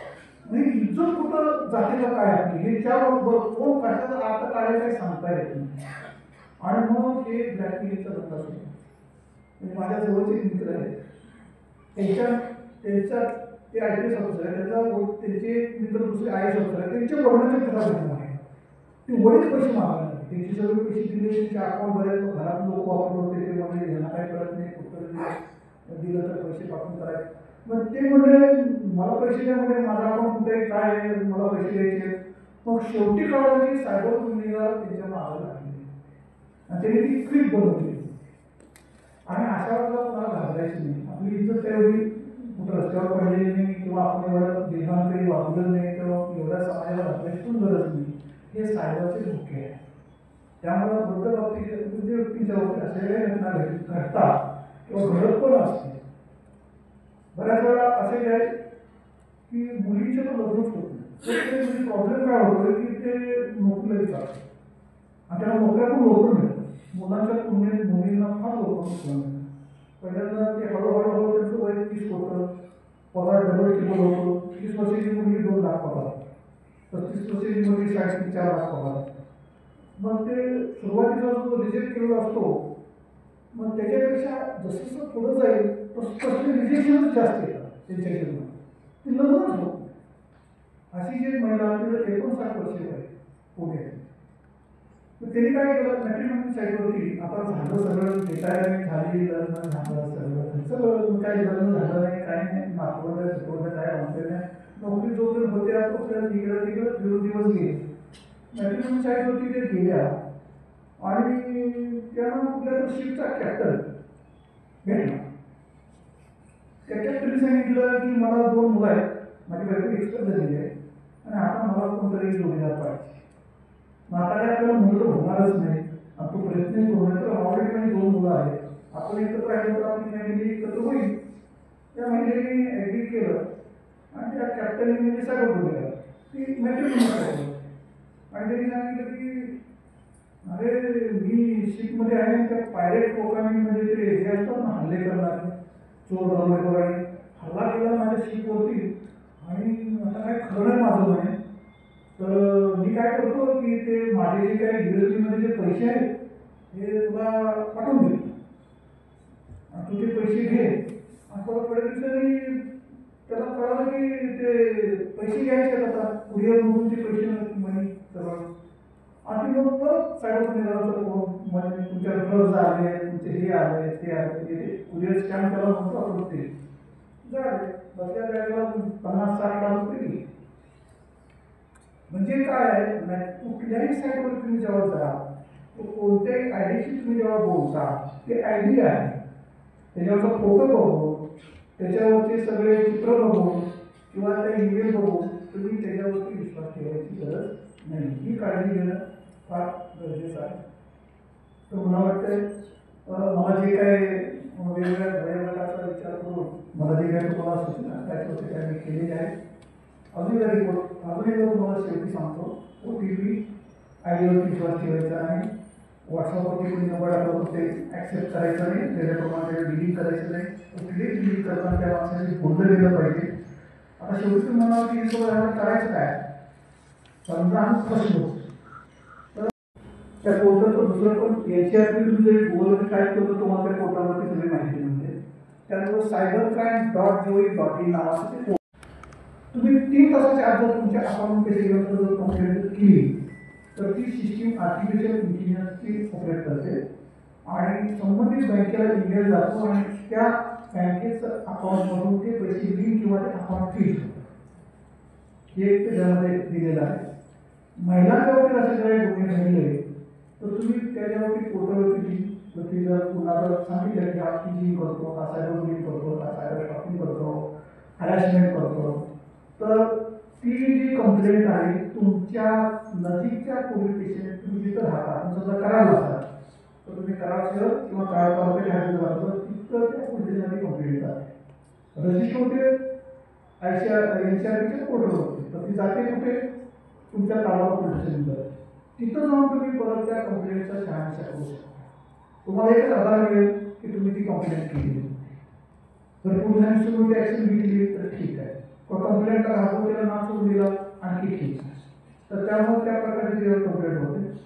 आता समजा तुम्हाला काही लिंक आहे, तुम्हाला व्हॉट्सअपचा मेसेज आला, तुम्हाला एखादा ग्रुपचा इन्व्हाइट आला, फेसबुकची लिंक आली किंवा एखादी बिझनेस साईटची म्हणजे शेअर परचेसची काहीतरी एखादी लिंक आली, तर नॅशनल सायबर क्राईम रिपोर्टिंग पोर्टलवरती तुम्हाला खाली स्क्रोलिंग केलं तर रिपोर्ट म्हणून नाही रिपोर्ट, तर त्या रिपोर्टवर तुम्ही गेला तर जो नंबरवर तुम्हाला कॉल आलेला आहे तुम्ही त्याच्यावर टाकला तर तुम्हाला बोलतो की सायबर क्रिमिनलचा आहे का नाही. तुम्हाला एखादी लिंक आहे, एखादा म्हणून आलेला पैसे भरा तुमचं लाईटचं बिल अपडेट करतो, ती लिंक जर टाईप करून टाकली तर कळतं की ही सायबर क्रिमिनलची आहे का खरी आहे. ती फॅसिलिटी सुद्धा आता सेंट्रल गव्हर्नमेंटने तुम्हाला प्रोव्हाइड केली आहे. त्याचबरोबर महाराष्ट्र गव्हर्नमेंटने महाराष्ट्र सायबर सिक्युरिटी नावाचा प्रोजेक्ट उभारलेला आहे. त्याचं नजीकच्या काळात लॉन्चिंगही झालेलं आहे. तर त्याच्यामध्ये 6 व्हर्टिकल्स आहेत. पहिलं व्हर्टिकल आहे कमांड सेंटर, त्याच्यामध्ये 100 लोक आहेत की जे तुमचे कॉल रिसिव्ह करतात. मग ती कंप्लेंट वैयक्तिक असू द्या, फायनान्शियल कॉल सगळ्या कंप्लेंटमध्ये रिसिव्ह करतात. त्या कंप्लेंटचं ॲनालिसिस केलं जातं. तर टेक्नॉलॉजिकल ॲडव्हान्स इन्व्हेस्टिगेशन टीम म्हणून एक काम करते. तिथं आपण Israel, London, UK, US, Australia ह्या सर्व देशातले नावाचे 52 सॉफ्टवेअर आणले, 52 सॉफ्टवेअर आणले. या सॉफ्टवेअरच्या माध्यमातून आपण एखादा डीप फेक असेल तर आपण सांगतो की हा डीप फेक आहे, हा व्हॉइस डुप्लिकेट आहे, हा व्हिडिओ डुप्लिकेट आहे. वेगवेगळे लिंक्स वापरण्याचे करतात, जे एखादा मालवेअर आहे तो पण आम्हाला कळतो त्या टाईम दिल्यामुळे. त्यानंतर आहे आमचं SATIL, cyber computer emergency response team. याच्यामध्ये आम्ही काय करतो की सर्वेलन्स करतो, नेटवर्क क्रॉलिंग करतो आणि कोणत्या प्रकारचे मार्केटमध्ये मालवेअर्स आहेत, ट्रोजन्स आहेत, फॉर्सेस आहेत, व्हायरसेस आहेत, हे सगळं आम्ही त्यातून आयडेंटिफाय करतो आणि ते तिथंच ते परत पब्लिकला कॉन्टॅक्ट करू शकले अशा प्रकारची प्रोसेस ठेवलेली आहे. त्यानंतर सेंटर ऑफ एक्सलन्स आहे की त्याच्यामध्ये आम्ही सर्व पोलीस दलाच्या लोकांना, न्यायाधीशांना, पोलीस प्रॉसिक्युटर यांना ट्रेनिंग देण्याचा पण या ठिकाणी भाग आहे. आणि अवेअरनेस कॅम्पेनिंग पूर्ण देशामध्ये राबवणं हे त्याचं आहे किंवा महाराष्ट्रामध्ये राबवणं तो एक त्याचा भाग आहे. त्याच्यानंतर आपल्याला SOC आहे, सिक्युरिटी ऑफ द सेक्टर. म्हणजे आम्ही जे काही सायबर सिक्युरिटी प्रोजेक्ट उभा केलेला आहे त्याच्यावरती तुम्ही अटॅक करू. त्यामुळे आम्ही आमचं जर सिस्टीम जर हॅक जर झाली तर तो प्रॉब्लेम होतो. तर यासाठी सुद्धा ती तजवीज ठेवलेली आहे आणि प्रत्येक जिल्ह्यामध्ये डिस्ट्रिक्ट सायबर ॲप्स तयार केलेले आहे की त्याला पोलिसांचा दर्जा दिलेला आहे. ते प्रत्येक जिल्ह्यात हिस्ट्री बघतात. पण तो महाराष्ट्र सायबरचा एक भाग आहे. महाराष्ट्रात ज्यावेळेला मॅनपॉवर उपलब्ध होईल त्यावेळेला महाराष्ट्र सायबर सेंट्रल ऑफिस मुंबईला असेल आणि वेगवेगळ्या जिल्ह्यामध्ये 52 पोलीस स्टेशन असतील की ज्या पोलीस स्टेशनमध्ये जे मेजर क्राईम्स आहेत ते डिलीट करणं, वेगवेगळ्या URL शोधून काढणं, मोबाईल नंबर ते ब्लॉक करणं, URL शोधून फेसबुकच्या लिंक ब्लॉक करणं, यूट्यूबच्या लिंक ब्लॉक करणं, हे सगळं काम चालू होईल. तर मला वाटतं जे काही महाराष्ट्राचे प्रयत्न आहेत, जे काही इंडियन सायबर क्राईम कोऑर्डिनेशन सेंटरचे प्रयत्न आहेत ते सर्व तुम्हाला सांगितलेले आहेत. National cyber crime reporting portal 1930 1945 MHcyber.gov.in हे महाराष्ट्राचं आहे. cybercrime.gov.in हे सेंट्रल गव्हर्नमेंट. कुठं जरी तुम्ही कंप्लेंट केली तर तुमच्यापर्यंत सरकारी यंत्रणा पोहोचते. तुम्ही निश्चित राहायला पाहिजे, फक्त चुका ज्या आहेत त्या करायला नाही. थँक्यू. धन्यवाद. आपला अमूल्य आजच्या आधुनिक जगातील गुन्हेगारीच्या नव्या संकल्पना त्याला सामोरं कसं जाईल त्याबद्दल आपण केलेलं मार्गदर्शन मार्गदर्शन करण्यासाठी आपल्या वेळात वेळ काढून उपस्थित राहिलेले पोलीस महानिरीक्षक माननीय संजय शिंत्रे साहेब यांचे सर्वप्रथम मी आभार मानतो. त्यांनी जे मार्गदर्शन केलं म्हणजे आपलं सायबर सिक्युरिटी संदर्भात ते आपण सर्व नक्कीच फॉलो करू. त्यानंतर आमचे प्रांतपाल आदरणीय गायन गिरीश चिखले सर हे उपस्थित राहिले आमच्या विनंतीला मानले, त्याबद्दल त्यांचाही आभार मानतो. कराडच्या पोलीस उपाधीक्षक आणि जयश्री पवार मॅडम या उपस्थित राहिल्या, त्यांचेही आभार मानतो. त्यानंतर आम्हाला जे आज स्पॉन्सर केलं किंवा जे प्रायोजक दिलं ते शिवांजली ज्वेलर्सचे त्यांचेही आभार मानतो. त्यानंतर टाउनचे कर्मचारी त्यांचे आभार मानतो. उपस्थित पत्रकार आणि नागरिक यांचेही आभार मानतो. आणि सरतेशोक या कार्यक्रमाचे त्यांनी सूत्रसंचालन केले राजेंद्र शाह यांचेही आभार मानतो. धन्यवाद. जाताना